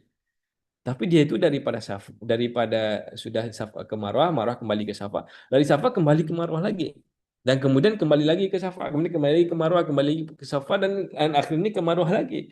Jadi enggak, jadi kenapa sih dia itu sudah tahu, sudah yakin tempatnya nggak ada air, lagi dia itu pergi berulang-ulang di tempat yang sama? Kenapa dia itu nggak pergi ke tempat yang lain? Nah, persoalannya kenapa? Karena Hajar itu tahu di tempat itu tandus nggak ada air. Jadi usahanya nggak mungkin membolehkan dia mendapatkan air. Tapi dia itu sebagai seorang ibu, dia itu nggak mau mengalah. Dia itu ya kalau perlu pun aku mati, kalau perlu pun anak aku mati kehausan, biarlah aku sebagai ibunya itu mati dalam keadaan aku berusaha. Jadi Allah itu memandang pada usahanya Siti Hajar sehingga dia itu mengeluarkan miracle, mengeluarkan keajaiban pada kaki Nabi Ismail alaihissalam. Maka begitulah dengan soal hati kita. Dalam hati kita itu ada terlalu banyak perkara yang nggak bisa kita kawal. Jadi kita itu hanya fokus kepada fokus kepada berusaha tanpa melihat kepada outcome-nya. Karena usaha itu dengan harapan Allah itu kasihan. Dan ketika Allah kasihan dengan usaha kita, Allah itu memberikan satu miracle, satu keajaiban, yaitu dengan dia itu membaikkan hati kita sehingga hati kita menjadi suci, menjadi bersih, walaupun pada asalnya dipenuhi dengan kekotoran-kekotoran dan penyakit-penyakit yang begitu banyak. Itu yang pertama, itu soal pada keadaan yang hati kita tuh nggak bisa kita kawal walaupun 1%. 100% bukan kawalan kita. Ya. Dan yang kedua adalah yang sudah yang disebutkan dalam Quran itu fi qulubihim marad. Pada hatinya itu ada penyakit. Fazadahumullahu marada. Kemudian Allah menambahkan penyakit pada hatinya. Jadi ini adalah soal yang asal-asal hati itu kita yang rosakkan dan kemudian Allah itu menambah-nambah kerosakan pada hati kita. Itu yang kalau contoh yang buruk. Kalau yang baik ada juga kita itu sudah ada kebaikan di hati kita. Kemudian karena kita itu sudah mengusahakan kebaikan pada hati kita, Allah itu langsung menambah-nambah kebaikan pada hati kita. Jadi seperti mana orang yang sudah bulat hatinya tawakal untuk berperang di jalan Allah. Dan ketika dia tu di dalam keadaan ketakutan, Allah turunkan sakinah. Sebut wa anzalallahu sakinata ala rasulihi wa ala mu'minin. Allah itu menurunkan perasaan ketenangan ke dalam hati orang-orang yang beriman. Ya. Jadi karena apa? Karena mereka itu memang sudah bertawakal kepada Allah. Cuma mereka itu diambush, maka dalam keadaan itu mereka jadi panik. Maka kemudian Allah itu memberikan hadiah yang berupa ketenangan. Jadi untuk yang keadaan seperti ini, apa yang harus kita lakukan? Kalau kita itu ada penyakit hati, kita harus sucikannya secepat mungkin. Kita harus cepat-cepat beristighfar dan cepat-cepat bertaubat. Ada satu kisah yang diceritakan oleh orang-orang sufi yang boleh dijadikan perumpamaan kepada kisah ini adalah ada satu orang yang di depan rumahnya ada pokok yang berduri. Dan ketika pokok awal-awalnya pokok itu kecil, pokok duri itu masih kecil. Ketika dia keluar, dia lihat pokok duri itu. Tapi dia tuh nggak buat apa-apa sama pokok duri. Lalu jirannya, tetangganya tuh menegur, wahai tuan, katanya, pokok duri ini ada pokok duri, kamu harus memotongnya karena sekarang ini masih gampang untuk memotongnya karena masih kecil. Tapi orang itu ya bentar bentar nanti aja balik pulang dari masjid nanti akan aku potong pokok duri ini, katanya. Kemudian besok dia tuh keluar lagi seperti semalam, dia masih belum memotong pokok durinya. Dan sudah 1 minggu, lalu ditegur oleh tetangganya. Wah, kamu masih belum potong pokok duri ini. Pokok duri ini ternyata yang sebelumnya kecil sudah semakin membesar. Kamu harus potongnya sekarang karena nanti ketika dia lagi besar lagi susah untuk dipotong. Dia pun iya nanti pulang aja nanti dari masjid. Iya, aku akan potong pokok ini. Dia itu pun ke masjid. Ketika pulang dia nggak potong juga durinya. Sehinggalah satu hari setelah lama-lama ditegur oleh tetangganya masih dia nggak mau potong-potong pokok durinya. Sehingga pokok durinya menjadi begitu keras dan kuat sehingga dia tuh nggak bisa keluar rumah. Dan ketika dia tuh nggak bisa keluar rumah, ketika dia mengambil kapak untuk memotong pokok duri, ternyata karena pokok duri itu sudah besar dan sudah kuat, ketika dia mau mengangkat kapak, ternyata tangannya itu sudah penuh calar-calar dan luka-luka karena terkena duri. Sehingga dia itu mengaku kalah. Wah, aku nggak bisa sih memotong pokok duri ini. Baru aja angkat tangan, sudah terkena durinya. Dan akhirnya pokok duri itu dibiarkan makin membesar dan makin berduri, makin berbahaya. Sehingga orang itu terperangkap dalam rumahnya sendiri. Ya, itu adalah perumpamaan kepada cure your heart disease as soon as possible. Jadi, kalau kita itu dalam keadaan-keadaan seperti ada penyakit, kemudian Allah akan menambah, ya kita itu ketika penyakit itu kecil, kita harus cepat-cepat istighfar, cepat-cepat bertaubat, dan cepat-cepat menyucikan hati, supaya Allah tuh nggak tambah-tambah penyakitnya. Itu antara untuk kasus yang kedua. Untuk kasus yang pertama, kasus yang satu lagi, yang ketiga itu adalah yang kita itu Allah bagi kita kuasa untuk kita usahakan hati kita, kendalikan hati kita, itu adalah kita continuously purify our heart. Itu kita terus menerus berusaha untuk menyucikan hati. Ya, itu caranya. Jadi ketika dalam dalam kolbu itu ada 3 komponennya. Jadi komponen yang pertama dipanggil sebagai komponen upward. Upward itu adalah hubungan hati kita dengan Allah Subhanahu Wa Taala. Jadi kemuncak yang paling tinggi di dalam hubungan kita, perasaan hati, dalam hubungan hati kita dengan Allah Subhanahu Wa Taala ialah pada satu tingkatan dipanggil sebagai hub, tingkatan mengasihi ya, tingkatan mencintai. Jadi orang-orang beriman itu Allah sebut dalam Al-Quran, dia itu dahsyat sekali kecintaannya kepada Allah. Ya. Jadi itu adalah kalau dalam hati kita kepada Allah itu adalah harus hati yang paling mencintai Allah ya, hati itu hati yang paling mencintai Allah. Jadi itu adalah makam yang tertinggi, tapi kita tuh nggak bisa terus menerus aja baru-baru hati kita tuh terus mencintai Allah, enggak. Kita harus melalui proses-prosesnya. Jadi sebelum kita mencintai, yang pertama sekali kita harus ada takjub in awe. Kita tuh harus ada rasa kekaguman kepada Allah. Setelah kita tuh mula merasai kekaguman kepada Allah, barulah kita itu bisa aslama, kita bisa patuh. Karena kita nggak akan menyerah diri mematuhi sesuatu yang nggak kuat. Ya. Kalau di Malaysia ini punya banyak lampu isyarat, ya, punya banyak traffic light. Jadi kalau di tempat traffic light itu nggak ada polisi, walaupun lampunya merah, ada yang masih jalan. Karena apa? Karena nggak ada nggak ada ya nggak perlu risau, nggak perlu khawatir, nggak ada apa yang bisa dilakukan kepada dirinya. Dia tuh nggak akan kena apa-apa. Jadi dia nggak akan submit kan apa? Karena lampu isyarat itu nggak ada kuasa. Dia punya hanya lampu yang berwarna merah. Jadi aku nggak mau peduli, aku mau jalan. Ya. Nah, setelah lampu isyarat itu di sebelah lampu isyarat itu ada polisi. Ketika itu orang semuanya mematuhi lampu yang sama. Karena apa? Karena dia tahu ada suatu kuasa di sebelah lampu itu, yaitu kuasa polisi yang bisa saman atau mendenda orang itu hingga uangnya itu banyak sekali yang harus keluar karena harus bayar denda ke polisi. Ya, itu adalah submit ya. Jadi kita itu harus takjub dulu dengan kekuatan Allah, barulah kita bisa mentaati atau bisa kita patuh dengan apa yang Allah perintahkan. Nah, setelah kita patuh, patuh ini mungkin kita patuh dengan kerelaan, mungkin kita patuh karena terpaksa karena Allah terlalu kuat. Jadi itu adalah kepatuhan yang pertama. Tapi setelah mana kita sudah sering mematuh perintah Allah, sehingga kan kita merasa diri kita hilang kontrol. Kita enggak ada, kita tuh enggak ada rasa yang kita harus kontrol, kita melepaskan kontrol itu kepada Allah.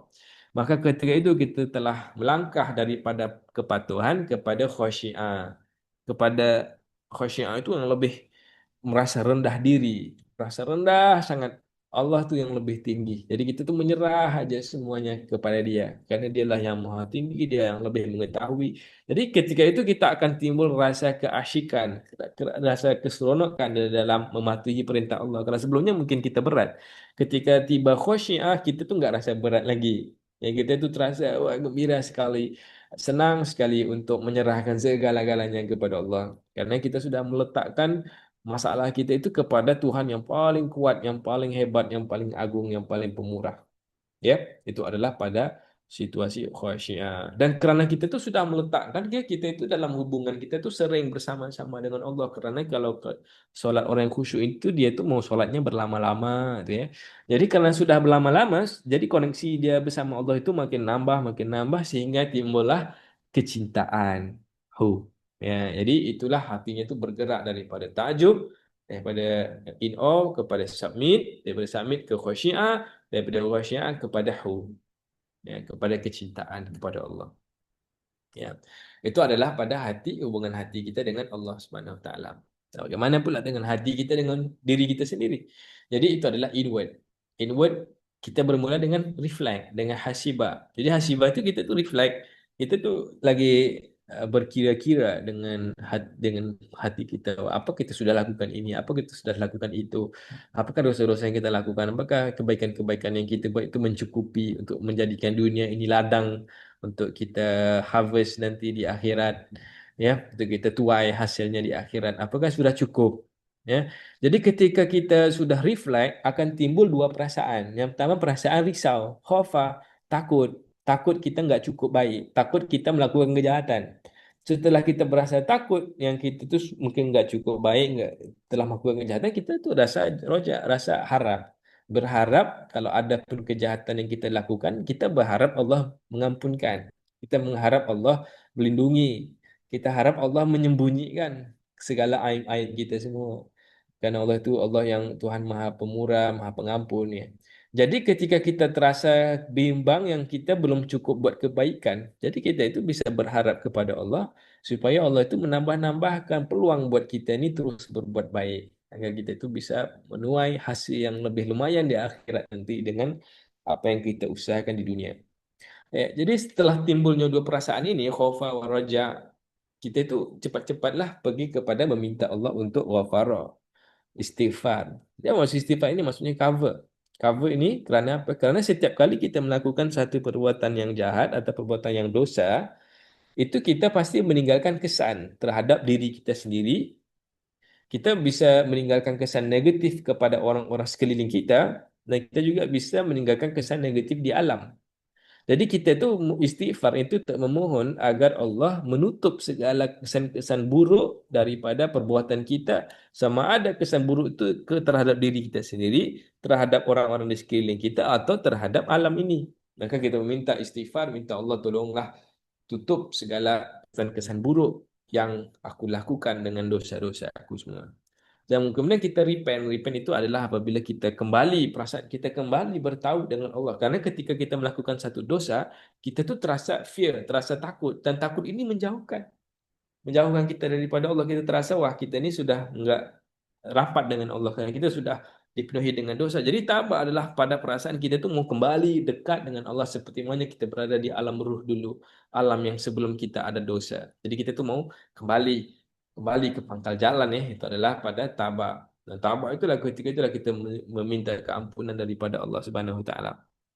Dan kemudian setelah itu kita roja'ah. Roja'ah itu adalah kita kembali, rectify. Artinya, kalau kita itu sudah melakukan satu dosa, artinya kita sudah melakukan satu kerosakan. Kita sudah melakukan satu kezaliman. Sama ada kezaliman terhadap diri sendiri atau kepada orang lain. Dan roja'ah adalah itu mengembalikan keadaan kerosakan yang kita buat itu kepada keadaan sebelumnya, keadaan asalnya. Jadi umpamanya kalau kita itu memecahkan satu pasu, kalau tabah itu adalah rasa penyesalan karena kita sudah memecahkan satu pasu. Roja'ah itu adalah kita itu menggantikan pasu yang baru. Ya, supaya kita mengembalikan pada keadaan asalnya. Atau kita itu membaiki pasu sehingga pasu itu menjadi kembali seperti keadaan asal. Itu adalah pada roja'ah, kembali. Kembali pada keadaan sebelum kita melakukan dosa. Kemudian kita itu mau menghalang diri kita daripada melakukan dosa lagi. Ketika itu kita pergi kepada zakiyun. Zaki yaitu pada kita menyucikan diri agar kita tu enggak terasa mahu membuat dosa. Dan walaupun kita telah menyucikan diri kita sendiri, tetapi kerana ada rangsangan-rangsangan daripada luar, ada elemen-elemen daripada luar, menyebabkan kita ingin kembali melakukan dosa. Dan ketika itu kita harus bersabar daripada melakukan dosa. Sabar dari menahan diri daripada melakukan dosa. Jadi sabar yang dimaksudkan di sini adalah sabar daripada melakukan dosa. Itu adalah sabar. Sabar yang penting. Dan juga sabar dalam melakukan ketaatan. Karena kalau kita mau taat perintah Allah itu kita pasti harus ada sabar juga. Jadi sabar dalam melakukan dalam ketaatan dan sabar dalam mengelakkan diri daripada melakukan dosa. Itu adalah antara sifat-sifat atau elemen-elemen kolbu yang kita bisa usahakan, untuk membangunkan kolbu kita. Dan semua yang ada dalam senarai ini adalah yang boleh kita usahakan ya untuk kita membangunkan kolbu. Ya. Dan itu adalah dari segi hubungan kolbu kita dengan diri kita sendiri. Bagaimanapun dengan orang lain. Ya, dengan orang lain itu yang pertama sekali kita harus belajar rahimah, belajar mercy atau belajar menyayangi orang lain. Jadi kita itu sering belajar untuk dikasihi. Ya, kita itu belajar, kita learn how to be lovable. Ya, jadi kita itu berusaha menjadi yang paling beautiful agar aku ini dicintai. Ya, agar aku buat kebaikan supaya apa? Supaya nanti aku akan disukai oleh manusia. Dan kita tuh sering ajar anak kita seperti itu. Kamu jangan buat begini, nanti orang-orang membenci kamu. Jadi kamu harus melakukan kebaikan agar orang-orang mencintai kamu. Kan kita itu selalu mengajar orang dan kita mengajar diri kita sendiri untuk kita itu dicintai. Sedangkan kita harus belajar mencintai. Learn to love, not to be lovable. Kita harus belajar untuk mencintai. Jadi rohimah ini adalah kita mengajar hati kita untuk mencintai apa-apapun yang datang. Sama ada yang datang itu buruk, ya cinta juga. Rahimah juga. Kalau yang datang itu yang baik, ya cinta juga. Karena kalau yang datang itu yang buruk, itu adalah ujian yang buruk. Ujian juga.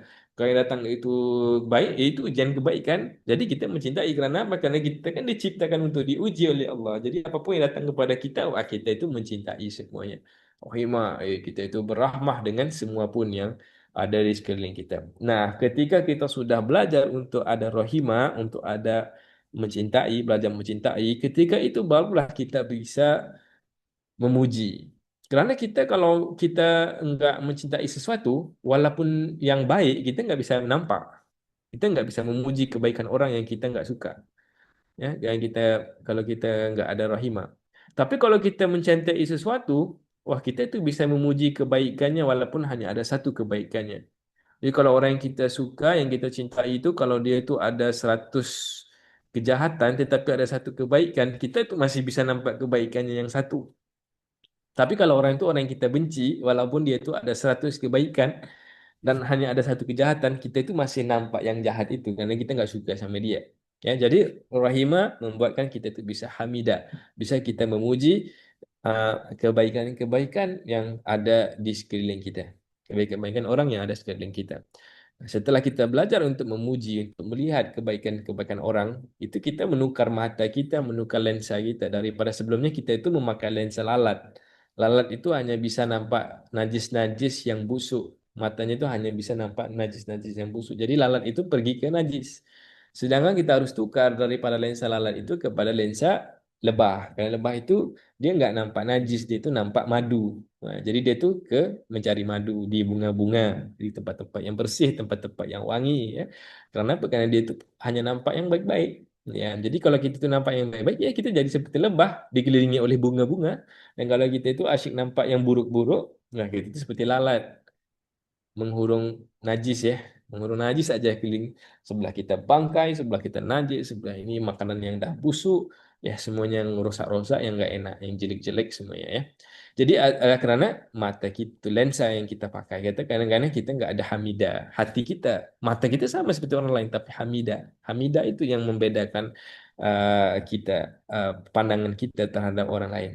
Dan setelah itu kita bisa, karena kita bisa memuji, kita bisa syakira, kita bisa memuji, ya, kita bisa bersyukur, appreciate orang itu dan appreciate Allah. Kenapa? Karena Allah menghantar orang ini. Ya. Kalau ketika nampak orang susah, kita bersyukur karena Allah tuh menghantar orang susah kepada kita agar kita tuh diberi peluang oleh Allah untuk menolong dia.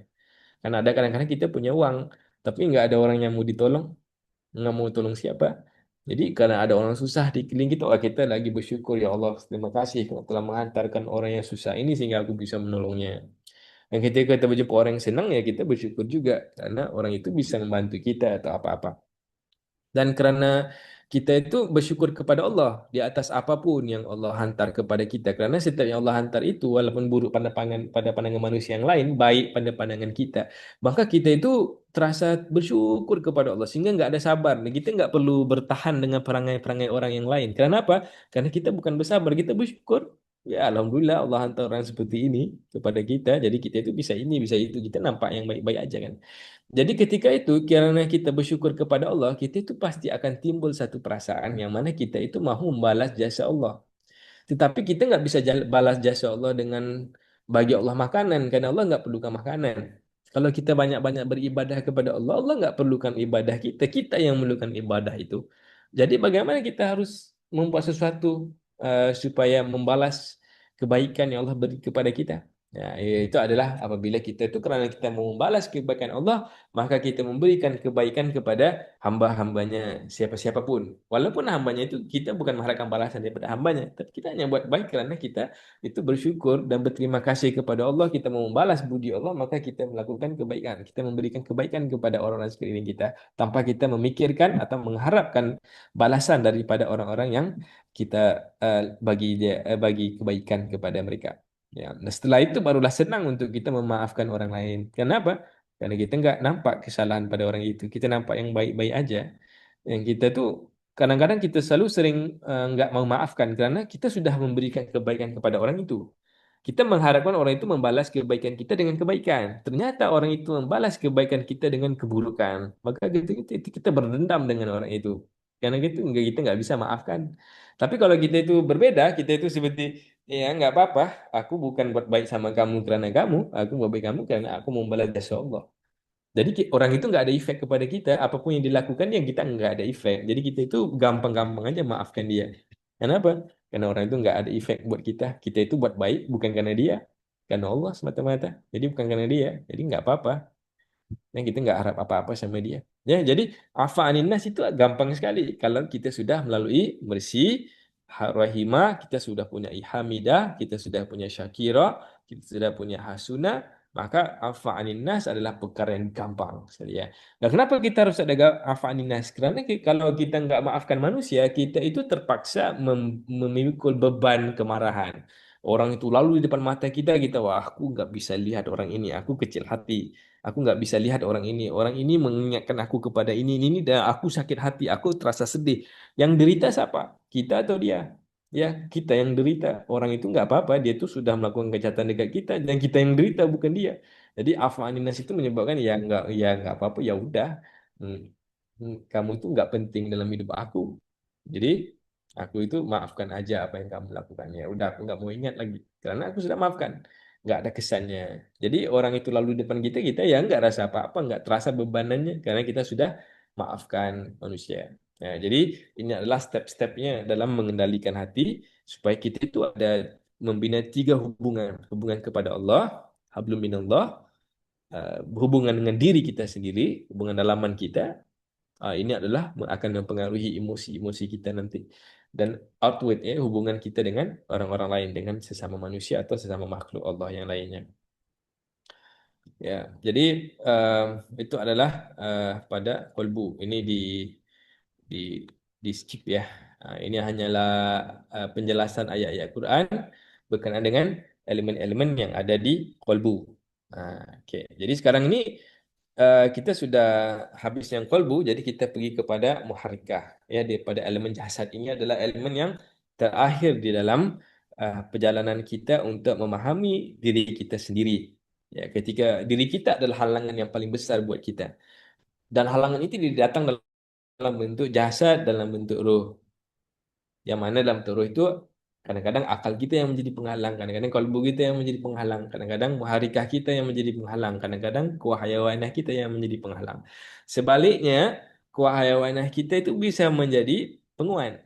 Muharikah kita itu bisa membawa kita kepada kebaikan, akal kita bisa membawa kepada kebaikan, dan kalbu juga bisa membawa kepada kebaikan. Ya, jadi kita itu harus membangunkan akal dan kalbu agar kita itu bisa membawa kebaikan, bisa mengendalikan diri kita sehingga diri kita itu yang pada asalnya menjadi satu hurdles telah menjadi satu kenderaan ya, satu satu cara untuk kita itu bertemu dengan Allah dengan keadaan sebaik-baiknya.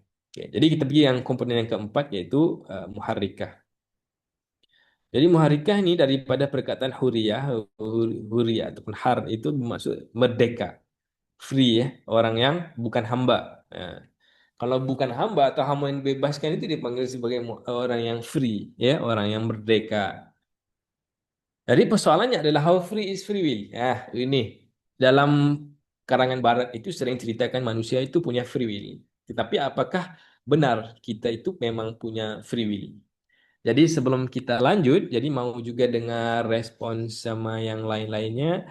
Apakah bisa kalau masing-masing mungkin seorang atau dua menceritakan apakah yang dimaksudkan dengan free will? Apa yang kalian faham tentang perkataan free will? How free is free will? Apakah sejauh mana kebebasan kita untuk melakukan apa-apa pun? Silakan, siapa yang mau? Ya, silakan dari teman-teman.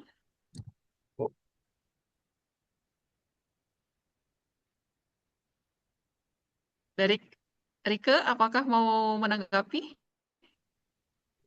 Kenapa aku?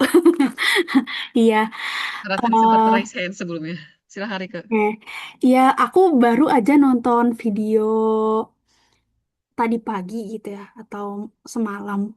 Jadi ada satu video soal perempuan yang diwawancara ketika dia memberikan testimoni bahwa dia pernah melakukan aborsi sebanyak 55 sampai 60 kali di dalam hidupnya dan dia melakukan itu untuk kesenangan gitu.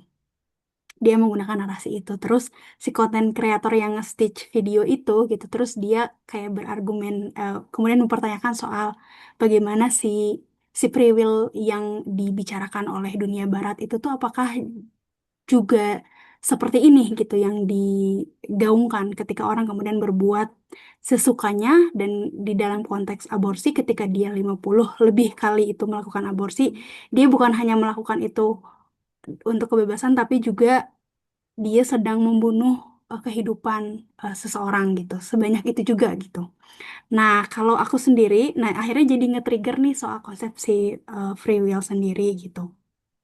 Nah, kalau di keyakinanku sendiri sampai saat ini tuh meyakini bahwa betul bahwa setiap orang punya kebebasan untuk berekspresi, memutuskan kehidupannya mau seperti apa dan ekspresinya seperti apa.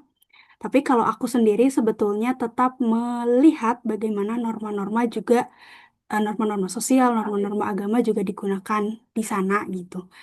eh, Misalkan ya soal berpakaian gitu ketika oke kalau tidak meyakini hijab sebagai satu kewajiban, tapi coba kamu cek di norma sosial misalkan apakah di kampung kamu harus seterbuka itu misalkan pakaiannya gitu. Jadi apakah manusia punya kebebasan, memiliki kebebasan yang aku yakini, tapi kayak kebebasan itu bukan juga kemudian bisa berbuat sesukanya gitu, karena pada part-part itu kita adalah makhluk sosial dan akan selalu dipengaruhi oleh norma-norma agama, norma-norma sosial yang juga berlaku gitu.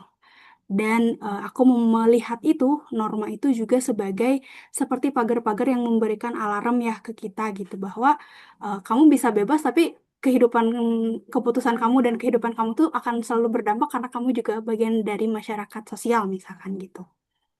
Itu sih kalau yang aku yakini.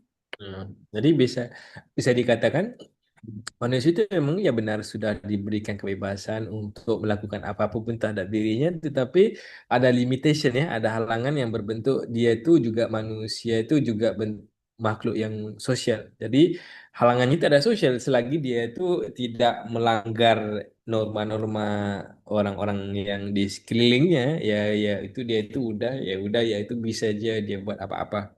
Jadi kalau dia tuh di kamarnya bisa aja kan buat apa-apa. Karena dia nggak ada sosialnya di situ ya, nggak ada orang-orang yang lain yang lihat, nggak ada orang yang akan terasa apa-apa dengan nggak ada orang yang terasa kurang senang dengan apa yang dilakukan karena dia itu berada di dalam kamarnya, ya kan? Seperti itu ya. Nah, tapi di konteks Islam, bahkan di ruang privat pun sendiri, kita tidak bisa berbuat seenaknya. Kalau tidak salah gitu ya, kayak misalkan di konsep fikih, bahkan tidak menggunakan sehelai pakaian pun di kamar itu tidak diperkenankan gitu. Enggak tahu ding. Mungkin ya itu sih yang pernah aku dengar gitu. Sampai sedetail itu juga Islam mencoba mengatur gitu. Jadi ada selain daripada sosial itu adalah daripada agama ya, sama agama. Betul. Tafsiran manusia tentang agamanya ya yang bisa atau mungkin ideologinya mungkin ya. Tafsiran tentang agama, tentang ideologi yang membataskan ke free will, membataskan free will manusia. Ternyata manusia itu bukan 100% free ya. Sebetulnya ada ada yang terbatas ya, ada yang membatasi. Ada tanggapan lain dari yang lain?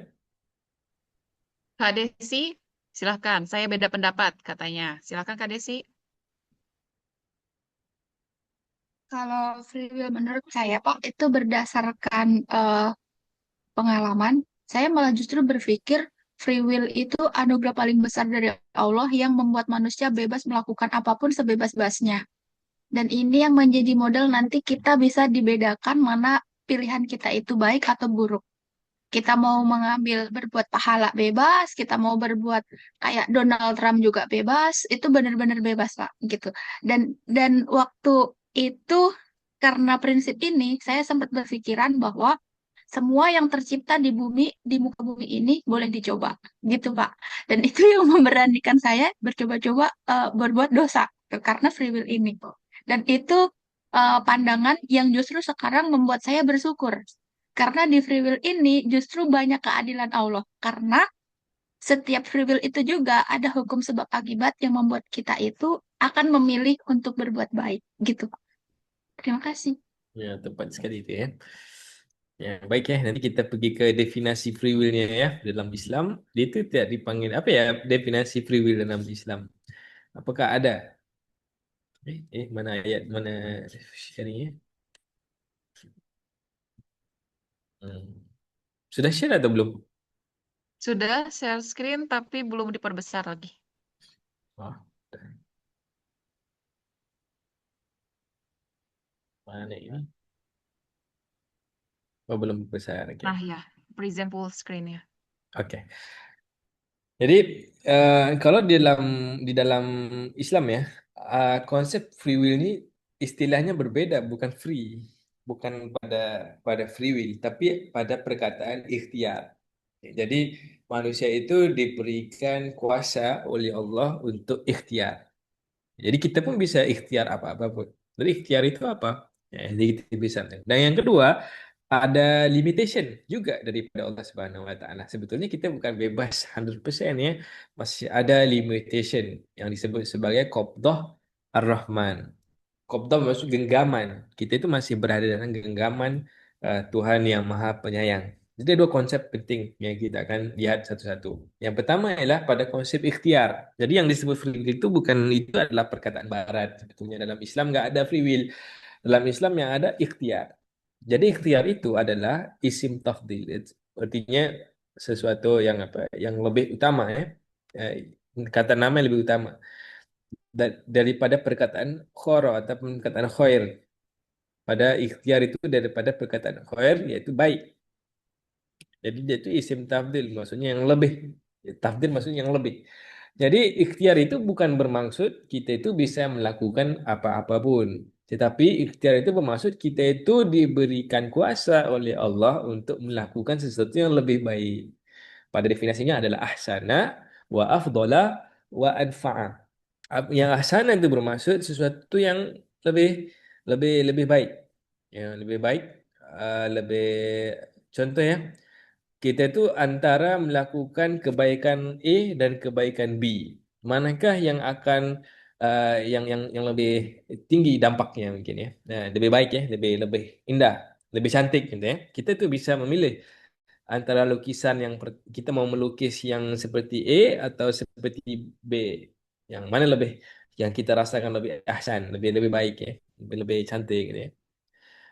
Atau lebih tinggi kualitinya, itu dipanggil ahsana. Yang kedua ada afdhalah, itu yang lebih utama. Kadang-kadang kita itu ada dua kebaikan, tetapi kebaikan yang dipilih itu kebaikan yang mana yang lebih penting. Oke, contoh ya, ketika para sahabat Nabi SAW bertemu dengan Nabi dan bertanya kepada Nabi, apakah sebaik-baik amalan?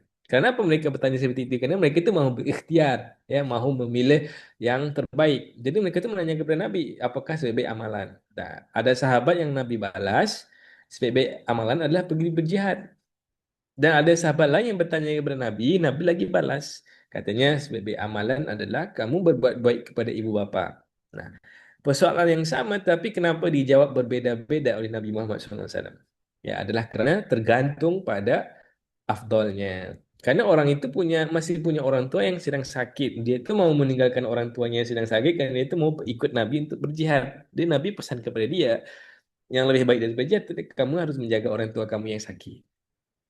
Yang seorang lagi, orang tuanya sehat walafiat. Jadi yang lebih utama buat dia adalah pergi berjihad dengan Nabi SAW. Karena orang tuanya masih sehat, cuma hanya tua. Ya, jadi itulah pada afdola.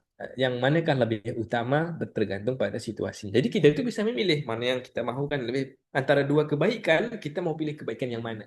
Itu yang kita bisa pilih. Karena yang kita mau pilih yang untuk pada kondisinya kita, kebaikan apa yang lebih utama? Ya, apakah kita tuh harus menggunakan uang itu, duitnya kita itu kita harus gunakan untuk sedekah, atau kita harus menggunakannya untuk menyampaikan keperluan keluarga. Ya, ternyata yang menyampaikan keperluan keluarga itu lebih utama daripada sedekah, lebih afdol daripada sedekah, karena menyampaikan keperluan itu adalah kewajiban, sedekah itu adalah satu yang sunat. Nah, ya, jadi afdolah itu adalah pada kita mengutamakan antara dua pilihan kebaikan. Wa anfa'a adalah itu yang manakah yang lebih bermanfaat. Jadi artinya kalau kebaikan yang kita lakukan itu dampaknya hanya pada seorang. Kalau kebaikan yang kedua dampaknya ada dua, maka mana yang lebih bermanfaat? Ya, yang pada dua orang itu. Ya, antara solat sunat dan membantu orang, manakah yang lebih bermanfaat?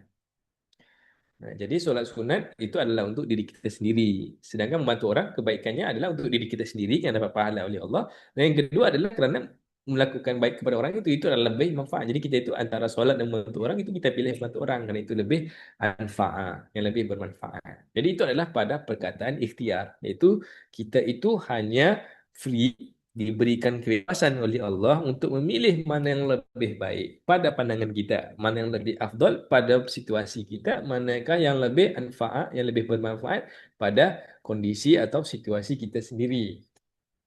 Okay.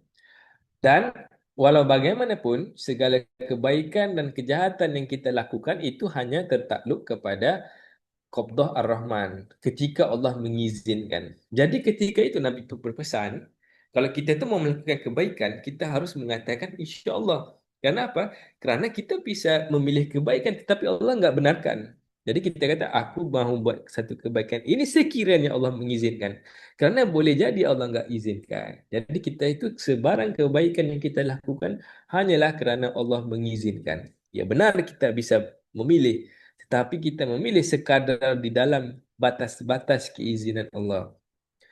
Ya, kita itu hanya free untuk melakukan kebaikan di dalam batas-batas keizinan Allah. Jadi free willnya kita itu we are free to choose the best, the most useful and the most beneficial within the will of Allah. Kita itu bisa memilih yang terbaik, yang paling berguna atau yang paling penting, hanya di dalam batas-batas, selagi dalam batas-batas keizinan daripada Allah. Dan kalau Allah nggak izinkan, nggak akan jadi sama sekali. Dan kalau kita itu Allah izinkan, tetapi kita bukan choose the best, the most useful, the most beneficial, kita itu pergi buat sesuatu yang bukan ahsan, yang bukan ikhtiar, kita itu pasti akan face the consequence. Kita pasti akan diberikan akibat yang sangat buruk daripada tindakan yang kita lakukan. Kerana kita nggak diberikan kuasa oleh Allah untuk melakukan kejahatan. Kalau kita masih buat, maka kita akan menerima konsekuensi yang buruk. Ya, tapi kalau kita pilih untuk melakukan kebaikan, ya kita itu bebas saja di sisi Allah, itu mau buat apa-apapun kebaikan yang kamu mahukan. Ya, mau sholat sunat, ya silakan, asal-asal Allah izinkan. Jadi kita itu sebenarnya betulnya free will itu adalah melakukan kebaikan. Nggak ada di dalam pilihan hidup kita pilihan-pilihan yang jahat. Nggak ada. Kita itu hanya diberi pilihan untuk melakukan kebaikan. Dan kalau kita nggak pilih untuk melakukan kebaikan, maka kita itu pasti akan menerima konsekuensi. Pasti akan menerima akibat-akibat yang buruk daripada Allah, sama ada akibat itu kepada diri kita sendiri, kepada orang sekeliling kita, atau kepada alam sekeliling kita.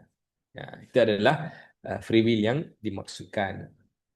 Ya, jadi dalam free will yang muharika itu adalah kita itu boleh berikhtiar. Jadi daripada mana datangnya ikhtiar? Ikhtiar itu datangnya daripada kehendak, daripada motif. Ya. Motif itu datangnya daripada mana? Jadi motif itu datangnya daripada akal dan kolbu, dan juga datangnya daripada kuah hayawaniyah. Jadi ketika kita itu ada makanan di atas meja, kita itu ada keinginan untuk makan. Daripada mana datang keinginan makanan itu? Keinginan itu datang daripada kuah hayawaniyah.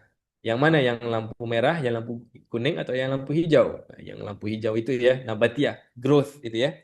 Karena kita tuh mau membesar, tubuh kita tuh mau mau membesar, kita tuh mau repair sel-sel kita. Jadi kita tuh memerlukan nutrien. Karena itu kita itu ada perasaan lapar. Lapar itu melahirkan kehendak untuk makan. Motif untuk makan itu datangnya daripada kuah hayawaniyah. Tetapi akal kita juga berkehendak juga, dia itu masih berkira-kira katanya.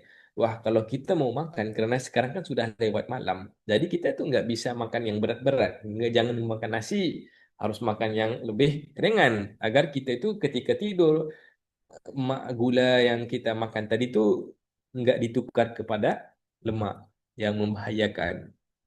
Itu katanya akal. Kolbu juga datangnya khauf, datangnya rasa kerisauan. Dia itu lagi hasibah, mengira-ngira, wah, aku ini sudah terlebih 3 kilo beratnya semenjak hari raya, semenjak Eid hari itu. Dan sekarang ini aku nggak mau nambah lagi berat aku, karena nanti akan jadi obes. Jadi kalau jadi obes itu, atau bisa jadi kencing manis itu, ada diabetik itu, nanti akan dipotong kaki gitu ya.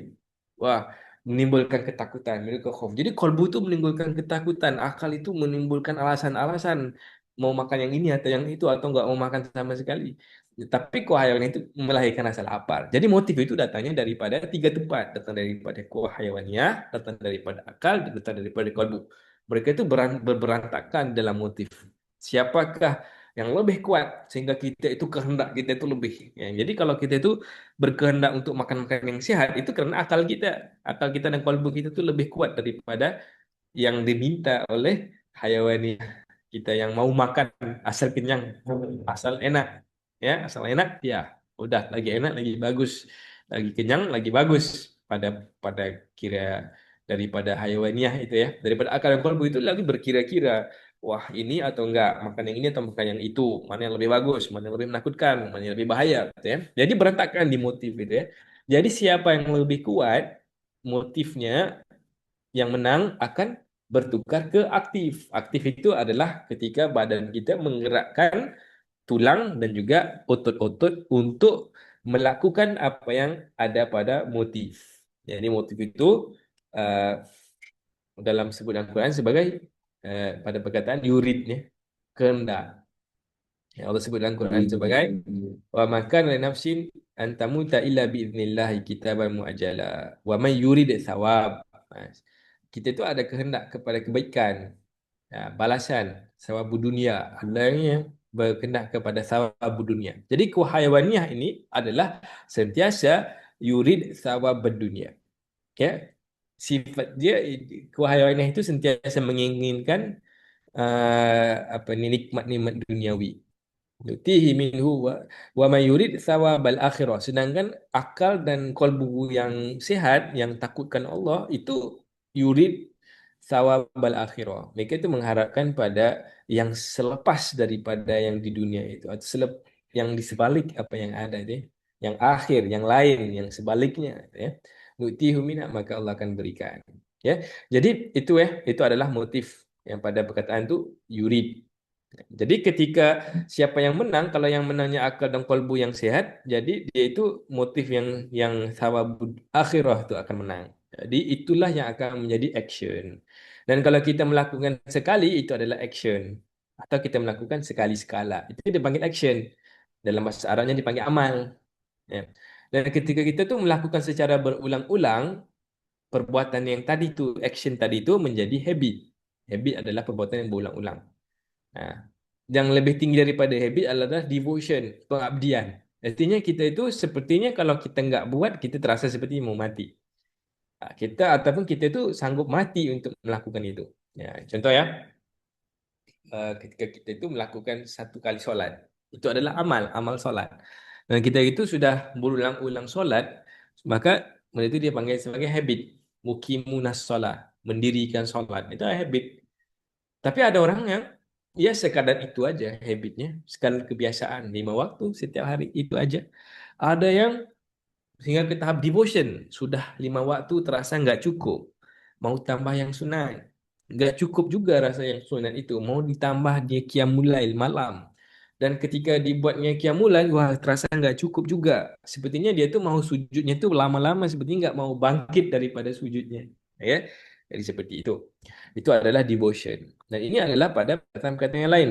Yang buat itu dalam Al-Quran disebut sebagai amalah. Nah, amal, amilin. Ya, amalah itu adalah pada buat. Sekali buatnya. Dan selalunya Allah sebut sebagai amal itu amal soleh. Karena soleh itu kan berpelbagai. Jadi kita itu nggak perlu ada habit untuk melakukan sesuatu kesolehan. Itu bisa aja kita buat sekali soleh yang ini. Kemudian soleh yang kedua, tolong orang. Kemudian besoknya soleh yang ketiga. Apalagi soleh ketiga itu mungkin yang lain ya. Buat sunat. Mungkin hari yang keempat puasa sunat. Semuanya amal-amalan soleh tapi bukan habit. Itu adalah amal. Ya.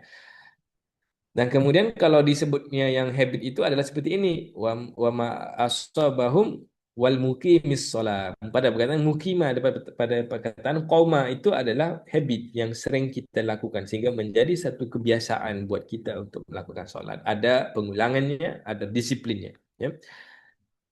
Dan yang berikutnya adalah satu lagi perkataan devote. Devote itu adalah qanitun. Nah, ini Allah sebut dalam Quran, amman huwa qanitun ana al-laili sajidan wa qa'iman. Ya, Allah sebut apa inilah orang yang pada waktu malamnya dia itu qanit, yaitu bersungguh-sungguh mengabdikan dirinya, bersujud lama-lama, enggak mahu bangkit daripada sujudnya. Kerana apa? Karena wayarju rahmatullah, karena itu mengharapkan rahmat daripada Allah. Ya, itu adalah orang-orang yang qanit. Tapi bisa juga kalau qanit dalam kejahatan, bisa orang itu dia itu qanit di dalam minum arak. Dia itu travel around the world, mau coba arak di mana-mana. Ya, ada yang saya mau coba arak di Kambodia, saya mau coba arak di Laos. Jadi dia itu ke Asia Tenggara ini semata-mata mau mencoba arak-arak yang murah karena di Eropa araknya mahal. Jadi dia itu pergi ke Bali, wah, mau mencari arak yang dibuat oleh lokal di Bali itu ya, dipanggil apa ya? Ada namanya kan. Kemudian itu pergi ke Kambodia, itu minum arak yang jenamanya ya nggak ingat apa, tapi ada jenama khas di Kambodia itu ya. Kemudian ada lagi arak yang di sana. Udah itu tuh compare lagi, dia tuh mau jadikan hidupnya, mau travel around the world karena mau merasai arak yang berbeda-beda. Oh, itu devote sekali, itu konit sekali dengan arak ternyata ya. Jadi bisa juga konit itu pada keburukan. Nah, sekarang kalau kita gabungkan apa yang kita belajar selama 2 minggu yang lepas hingga ke hari ini, kita bisa lihat sesuatu yang dipanggil Quranic taxonomy. Ya, ini ya, nafsu kita, diri kita terdiri daripada ruh dan juga jasad. Ruh dan juga jasad. Yang mana di dalam ruh itu ada akal yang kita bicarakan kemarin dan juga kolbu. Ya, dan elemennya Ini prosesnya, proses imagination. Ini ada recollect, ada hawasul mushtarak. Pada alim adanya hafizah, adanya bayan, adanya nazara. Pada mutafarriqah adanya qoma, adanya soro, ada basara. Pada arif itu ada siddiq dan ada dabbar. Ya, ada sodaqah dengan ada dabbar. Dan pada qalbu yang kita bicarakan tadi, di outputnya hubungan kita dengan Allah itu ada ajaba, ada rasa takjub, kemudian ada rasa aslama, ada khusyi'ah dan hubba, ada perasaan cinta.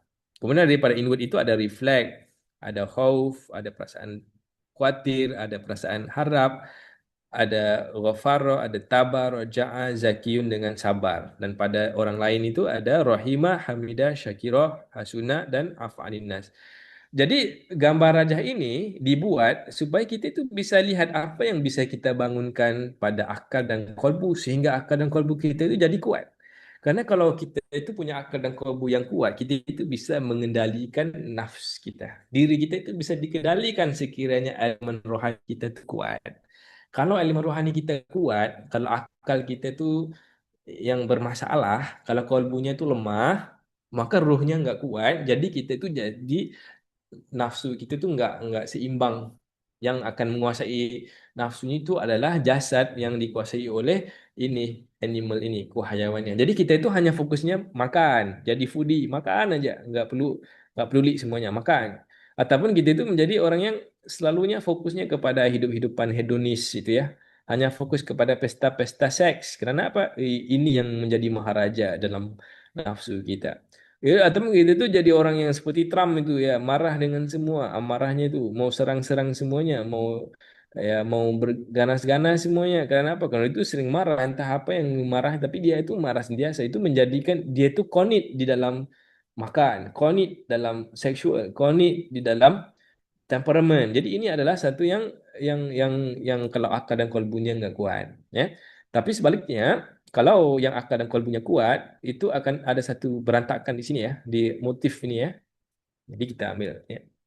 Motif ini adalah elemen kehendak yang datangnya daripada kuah hayawaniyah, daripada nabatiyah, muwalidat dan juga wababiyah, temperamen ini masuk. Kemudian akal dan kolbu itu juga masuk. Mereka itu berantakan. Jadi ketika mereka berantakan, siapa yang kuat itu bisa menang. Kalau akal dan kolbunya kuat, jadi yang daripada motif ke aktif itu, yang daripada kehendak menjadi perbuatan itu adalah perkara-perkara yang baik, menjadi amal. Dan sekiranya amal itu dilakukan berulang-ulang kali, itu menjadi habit. Ketika dia itu menjadi satu orang yang ia hidup atau matinya hanya kerana satu kebaikan, dia menjadi devote, menjadi konin. Ya, jadi itu adalah sistem sistem manusia. Jadi perjalanan rohani kita itu adalah untuk ini. Karena itu kita harus membangunkan rohani kita. Karena itulah menentukan siapa yang menang di motif. Sehingga menjadi amalan kita. Dan sehingga amalan itu kalau kita ulang menjadi habit. Dan sekiranya kita itu sanggup mati untuk amalan itu. Maka dia akan jadi satu devotion, satu koni. Inilah konit yang inilah yang menentukan hidup state of soul kita. Jadi state of soul kita ada 7. Yang pertama, yang paling rendah itu adalah dinamakan sebagai nafsu amarah bisu. Jadi nafsu amarah bisu ini seperti ini. Yang kuah hayawaniyah masuk di dalam rauza, masuk di dalam motif. Akal dan kolbu juga masuk. Tapi karena akal dan kolbunya nggak kuat, yang menang itu yang dari sini. Yang dari pada animalnya, daripada kehaiwanannya. Daripada biasa-biasa menjadi satu amalan. Wah, dia itu sering melakukan yang jahat-jahat. Karena akal dan kolbunya nggak kuat. Dan karena dia itu mengulang-ulang melakukan kejahatan, kejahatannya menjadi habit. Ketika dia itu menjadi habit, dan dia itu menjadi terlalu suka, terlalu senang dengan habit-habit buruknya, nggak bisa keluar daripada habit-habit buruknya, sehingga dia itu mempertuhankan haiwaniyahnya, mempertuhankan nafsu kehaiwanannya tadi, sehingga dia menjadi konit di dalam melakukan kejahatan. Maka ketika dia itu sampai di tahap ini, di tahap konit dalam melakukan kejahatan, maka ketika itu dia itu menjadi nafsu yang paling bawah yang dinamakan sebagai nafsu amarah bisu. Ya, amarah bisu. Amarah bisu ini adalah nafsu yang paling jahat. paling rendah yang dipanggil dalam Al-Quran sebagai asfala safil, sehina-hina kejadian. Jadi manusia itu daripada ketinggi-tinggi kejadian itu bisa menjadi sehina-hinanya karena menjadi amarah bisu. Itu yang pertama, nafsu yang paling rendah. Yang lebih tinggi daripada nafsu amarah bisu yang lebih baik sedikit itu namanya sebagai nafsu lawamah. Nafsu lawamah ni artinya nafsu yang sering mengutuk atau mencela diri sendiri. Kerana apa? Kerana kuah haiwaniahnya ini pergi ke sini, ada kehendaknya mau makan, kehendak seksual, kehendak marah-marahnya. Kemudian akal dan kolbunya itu sudah menasihati atau sudah sudah menyatakan sebaliknya. Wah, jangan makan yang ini, jangan makan. Tapi ternyata kuah haiwanah itu lebih kuat daripada akal dan kolbunya. Jadi yang mereka lakukan yang berpindah daripada motif ke action itu adalah yang jahat. Tetapi karena akal dan kolbunya masih ada fungsi, jadi akal dan kolbunya itu mengutuk perbuatannya. Maka jadilah dia orang yang suka mencela diri sendiri. Karena niat di hati mahu melakukan kebaikan. Tapi ternyata apa yang terjadi adalah keburukan. Jadi dia itu setiap kali melakukan keburukan, dia itu mengutuk dirinya sendiri. Maka itulah namanya nafsu lawam. Lawamah nafsu yang kedua. Bahaya nafsu ini. Nafsu ini masih di peringkat rendah. Nggak bisa masuk surga kalau kita ada nafsu lawam. Dan yang ketiga adalah nafsu yang lebih kuat. Jadi kehaiwaniannya juga masuk ke dalam motif pada masa yang sama, kolbu dan akalnya juga masuk. Tetapi karena akal dan kolbunya lebih kuat, jadi yang menang, yang sering daripada motif itu menjadi action, seringnya ialah apa yang ada di akal dan kolbu yang baik. Jadi perbuatannya perbuatan baik, seringnya perbuatan baik. Cuma kadang-kadang akal dan kolbunya karena nggak cukup kuat bisa tewas dan yang menang itu adalah kuah hayawaniahnya. Jadi dia itu amalannya kadang-kadang baik, selalunya baik, tapi kadang-kadang itu masih melakukan amalan-amalan buruk. Ya, habitnya baik, tapi selalu melakukan tapi terbuat juga amalan-amalan buruk. Kadang-kadang menang juga yang amalan buruknya. Maka orang itu dinamakan sebagai nafsu mulhimah. Yang ketiga, ya nafsu yang pertama tadi yang paling rendah amarah bisu, yang kedua itu namanya nafsu lawamah, yang ketiga itu namanya nafsu mulhimah. Oke. Dan yang lebih tinggi daripada mulhimah, yang ini nafsu yang bisa masuk surga, yaitu dipanggil sebagai nafsu mutmainnah. Nafsu mutmainnah ini datangnya daripada akal dan kolbu yang kuat. Sehingga kan ketika ada berantakan di antara kuah hayawania dengan akal dan kolbunya yang baik, akal dan kolbunya yang baik dan kuat ini sering menang. Jadi yang menjadi perbuatannya hanyalah pada yang baik-baik. Jadi daripada perbuatan yang baik dibuatnya berulang menjadi habit. Kalau orang itu punya habit-habit yang baik dan lebih daripada habit itu jadi devote kepada kebaikan, maka dia menjadilah sehingga dia itu nggak ada lagi perbuatan jahat karena dia sudah devote dirinya kepada kebaikan. Jadi karena dia sudah devote dirinya kepada kebaikan, maka dia itu jiwanya tenang karena rohnya sentiasa menang. Kalau kebandingkan jasad animalnya, haiwaniahnya, rohnya itu selalu menang karena itu dirinya tenang. Maka ditenang dinamakannya sebagai jiwa yang tenang, yaitu nafsun mutmainnah. Yang ini Allah sebut dalam Quran, ya ayat Tuhan nafsu mutmainnah, wahai jiwa-jiwa yang tenang. Eh, apa ayatnya? Irji'i ila rabbika Irji ila radiyatan rabbik mardiyah. rabbiki radiyatan kembalilah kepada Tuhanmu dalam keadaan kamu redha dengan Tuhanmu dan Tuhanmu meredai kamu. Allah sebut dalam Quran, fadkhuli fi ibadi, masuklah ke dalam wahai hambaku, fadkhuli fi jannati, masuklah ke dalam syurgaku. Ini adalah uh, tahap nafsu yang bisa masuk ke syurga. Ini yang disebut dalam Quran sebagai nafsu mutmainnah. Ini adalah nafsu yang keempat. Dan kemudian atas daripada nafsu mutmainnah adalah dipanggil sebagai nafsu radiyah, yaitu nafsu yang meredoi. Dan yang ke, keenam yang keenam itu adalah nafsu mardiyah.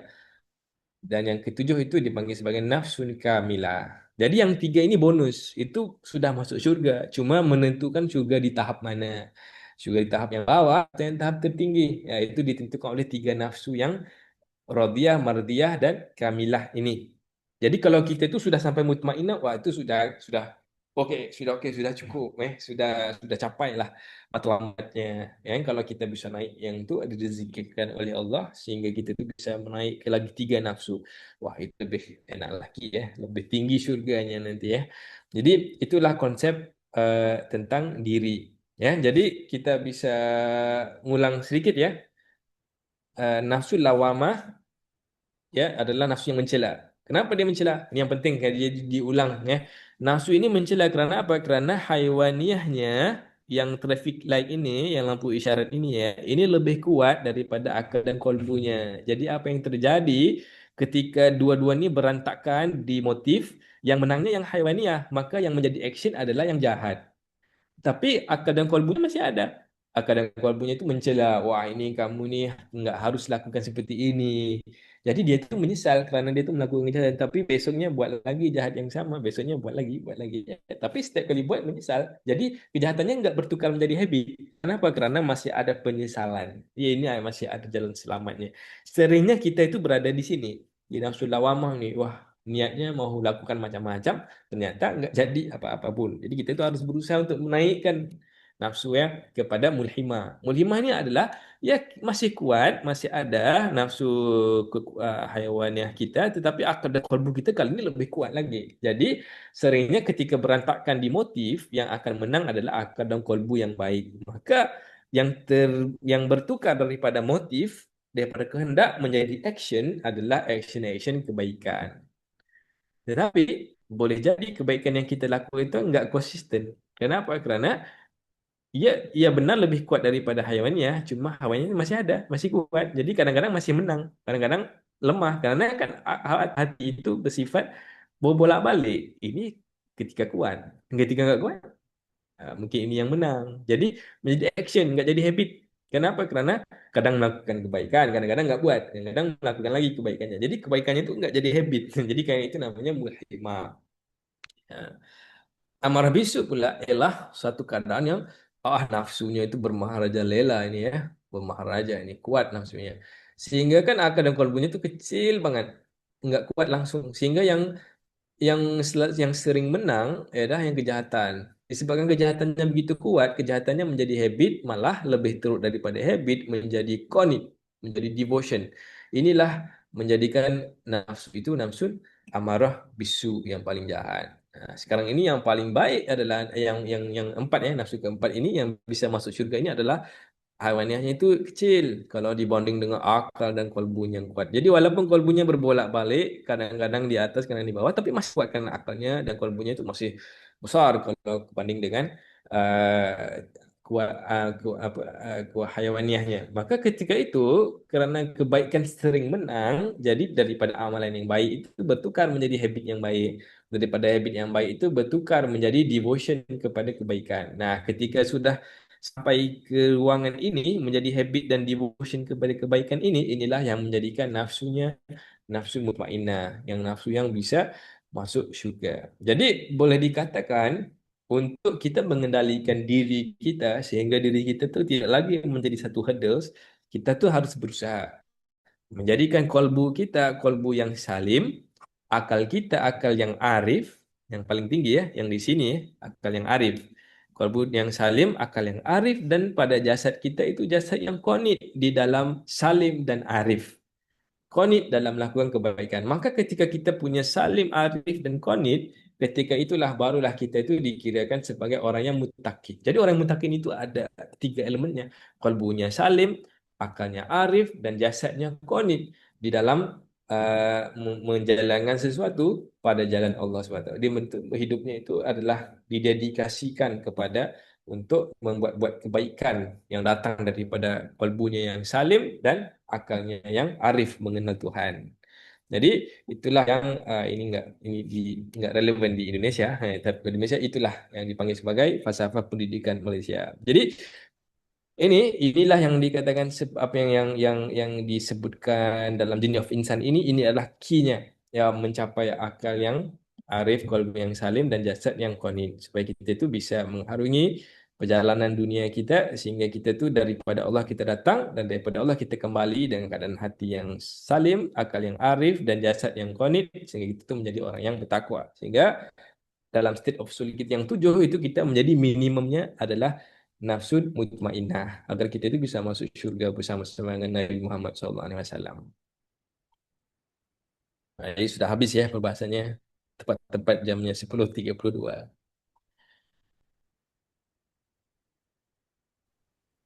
Terima kasih Bang Asraf untuk materi malam ini. Tadi khususnya kalau aku sendiri ya ketika membahas mengenai kolbu nampaknya banyak merinding ya. Kalau kemarin bahasan akal kayaknya pusing kepala apalagi ketika berdebat mengenai logika itu rasanya wow, satu yang luar biasa. Teman-teman, kita akan berakhir di 9.40, ada 7 menit lagi. Tadi apakah ada pertanyaan atau ada yang ingin disampaikan? Dipersilakan. Khususnya buat yang belum bersuara, Kak Alfat, Kak Noni, Kak Tiara, Kak Shirley. Aku mau dong. Ya, silakan Kak Noni. Aduh, kerudungku sangat cantik sekali. Oke. Em, Terima kasih Kak Dewi dan Pak Asyaf. Tema malam ini adalah obrolan aku dengan temanku di beberapa hari lalu gitu. Jadi apalagi yang di bagian free will mengenai ikhtiar atau free to choose the better.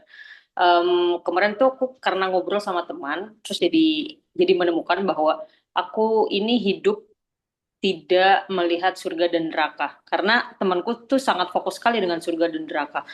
Kalau kita melakukan ini, nanti kita masuk neraka. Kalau kita melakukan itu, nanti kita masuk surga, gitu.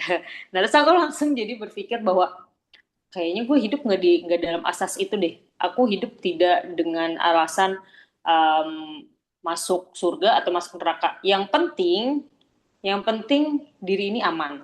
Yang penting sehat. Contoh misalnya, sekarang ini tempat kerja aku sekarang ini sangat apa ya, bebas banget, free will. Makanya tadi how free is free will. Nah, mereka ini bebas banget. Dimana mereka yang jadi LGBT karena baca buku, LGBT karena pertemanan dan lain sebagainya. Kemudian pacaran dengan beda agama, yang kayak gitu-gitu. Mabok, yang seperti itulah, seperti itu. Nah, tapi terus makanya ketika ngobrol sama teman juga kemarin tuh, dan nah dia ini yang apa namanya pacaran dengan beda agama. Dan aku malah berpikir, gue, saya, aku, aku, aku hidup ini tidak dengan surga dan neraka ya. Kalau masuk surga, alhamdulillah, nggak apa-apa. Yang penting hari ini. Contoh misalnya ada orang-orang pada LGBT kan pada akhirnya kena konsekuensi. Konsekuensinya apa? HIV, sakit gitu kan. Nah, aku tidak mau merusak tubuhku seperti itu gitu. Atau mabok. Yang pada akhirnya setidaknya konsekuensi hari ini deh pusing. Setelah minum pusing, muntah, hal-hal kayak begitu. At least aku tidak mau seperti itu gitu. Dan tidak mau merusak masa depan gitu. Jadi lebih ke situ sih. Terus juga tadi salah satunya ketika membahas ini itu ada sedikit ketakutan bukan sedikit, banyak ketakutan di mana aku takut merasa aku merasa lebih baik. Ada pikiran begitu. Jadi langsung ya amit gitu. Aku jadi ada pikiran lingkungan sekarang kayak begitu. Aku takut merasa aku jadi manusia yang lebih baik dari mereka gitu. Nah, gimana ya Pak Asraf nih, gimana supaya aku nggak terlalu merasa, bukan nggak terlalu ya, nggak keluar lah tuh rasa rasa merasa lebih baik daripada mereka. Ya mungkin mereka kehidupannya bebas, tapi mungkin saya juga nggak tahu kebaikan mereka apa gitu kan. Seperti itu. Itulah komenku. Jadi kita Terima itu harus kasih. sentiasa dalam pikiran kita itu yang Allah lihat itu yang akhirnya di pada khotimah ya, pada akhir usia. Jadi eh, yang kita nggak pasti sama ada kita itu dalam husnul khotimah atau su'ul khotimah. Adakah kita itu dalam mati kita nanti itu dalam kebaikan atau dalam kejahatan? Kita nggak tahu. Kita bisa aja sekarang hidup dengan kebaikan, wah sudah sebelum 1 detik sebelum mati, wah di jadi su. Ya. Dan mereka juga bisa taubat. Jadi boleh Betul jadi betul. mereka itu satu hari nanti dia itu yang husnul khotimah, kita pula yang jadi su'ul khotimah. Jadi itu yang sering kita eh, bicarakan ke diri sendiri ya, agar kita nggak Oke oke lebih oke. baik dari yang lain. Oke, siap. Thank you. Oke, Menggetarkan hati beneran. Terima kasih ya. sama-sama. Terima kasih Kak Nuni. Ada 3 menit lagi dari Kak Tiara, Kak Al, Kak Shirley. Ada yang ingin disampaikan? Aku aja boleh nggak sih? Nanti kamu lama. Kamu mau bertanya? Betul betul betul Nih Kak Dewi. Al udah berbuka on mic. Silahkan Kak Al. Aduh, eh Makasih Kak Dewi. Aku nggak tahu nih Pak, cuma mau berbagi aja gitu ya. Sebenarnya setiap yang kita pelajari itu kayak ngasih bukan ngasih jawaban ya, tapi kayak ngasih peta aja lagi gitu loh setelah aku melakukan sesuatu. Tapi kayaknya diperlihatkan sesuatu gitu kan dengan yang aku pelajari gitu. Jadi setelah melakukan sesuatu itu tuh ada pelajarannya gitu loh Pak. Kayak divalidasi aku ngerasanya gitu ya. Dalam baik di sini atau di aku belajar tempat yang lain gitu. Nah, terus kalau aku sih yang di free will ini Pak menarik ya gitu karena pernah aku kemarin umroh gitu kan. Setelah umroh pas umroh itu aku ada sesuatu hal dalam di diri saya itu gitu kan. Yang aku tuh tahu itu berdosa gitu. Dan sampai di sana ngomong ke Rasulullah, Rasulullah aku tuh seperti ini gitu.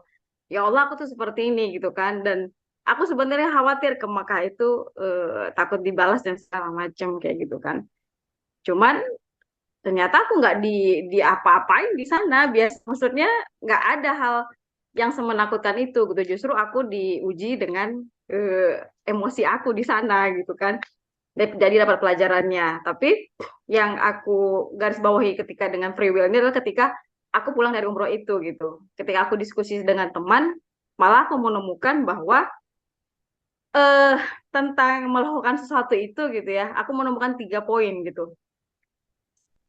Mau dirasakan aja, atau melakukan di setengah aja, atau udah langsung dilakukan aja gitu. Jadi kita sebagai manusia itu tinggal melakukan sesuai yang kita mau kayak gitu Pak. Nah jadi dengan pelajaran free will ini aku lebih dipahamkan lagi sih tentang free will itu Pak gitu kan. Jadi saya tinggal memilih mau yang mana kayak gitu.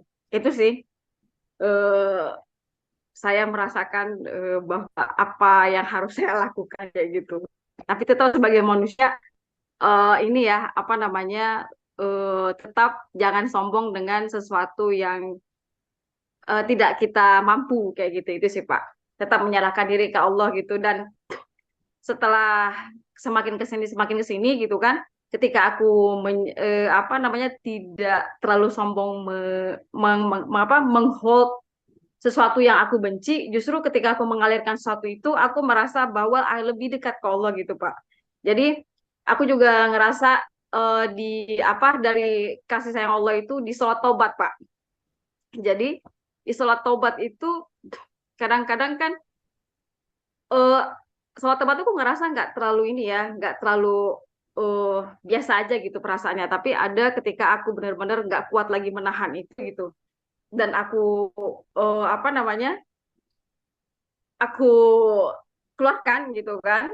Terus tapi ketika aku keluarkan itu aku merasa bahwa oh ya aku nggak mampu kayak gitu. Ya udah nggak apa-apa aja dan Allah aku minta ampun, aku minta maaf gitu kan. Terus aku sholat tobat. Sholat tobat dengan kesadaran bahwa Allah itu Maha Pengampun, makanya ada sholat tobat. Allah itu keren banget. Jadi tahu manusia itu eh, akan selalu salah dan lupa dan nggak mampu sebagai manusia. Tapi Allah kasih tools untuk bisa kembali lagi ke Allah dengan sholat tobat. Ya zikir, iya gitu. Tapi aku ngerasa di sholat tobat itu tuh hal yang luar biasa sih Pak. Dan saya ngerasa terkoneksi di situ Pak. Terima kasih. Terima kasih, Kak Alfa. Dari Bang Asep ada tanggapan? Ya, hasilnya sudah dijelaskan semuanya. Oke, teman-teman, sesi malam ini dicukupkan berakhir di sini. Kemudian minggu depan adalah Q&A.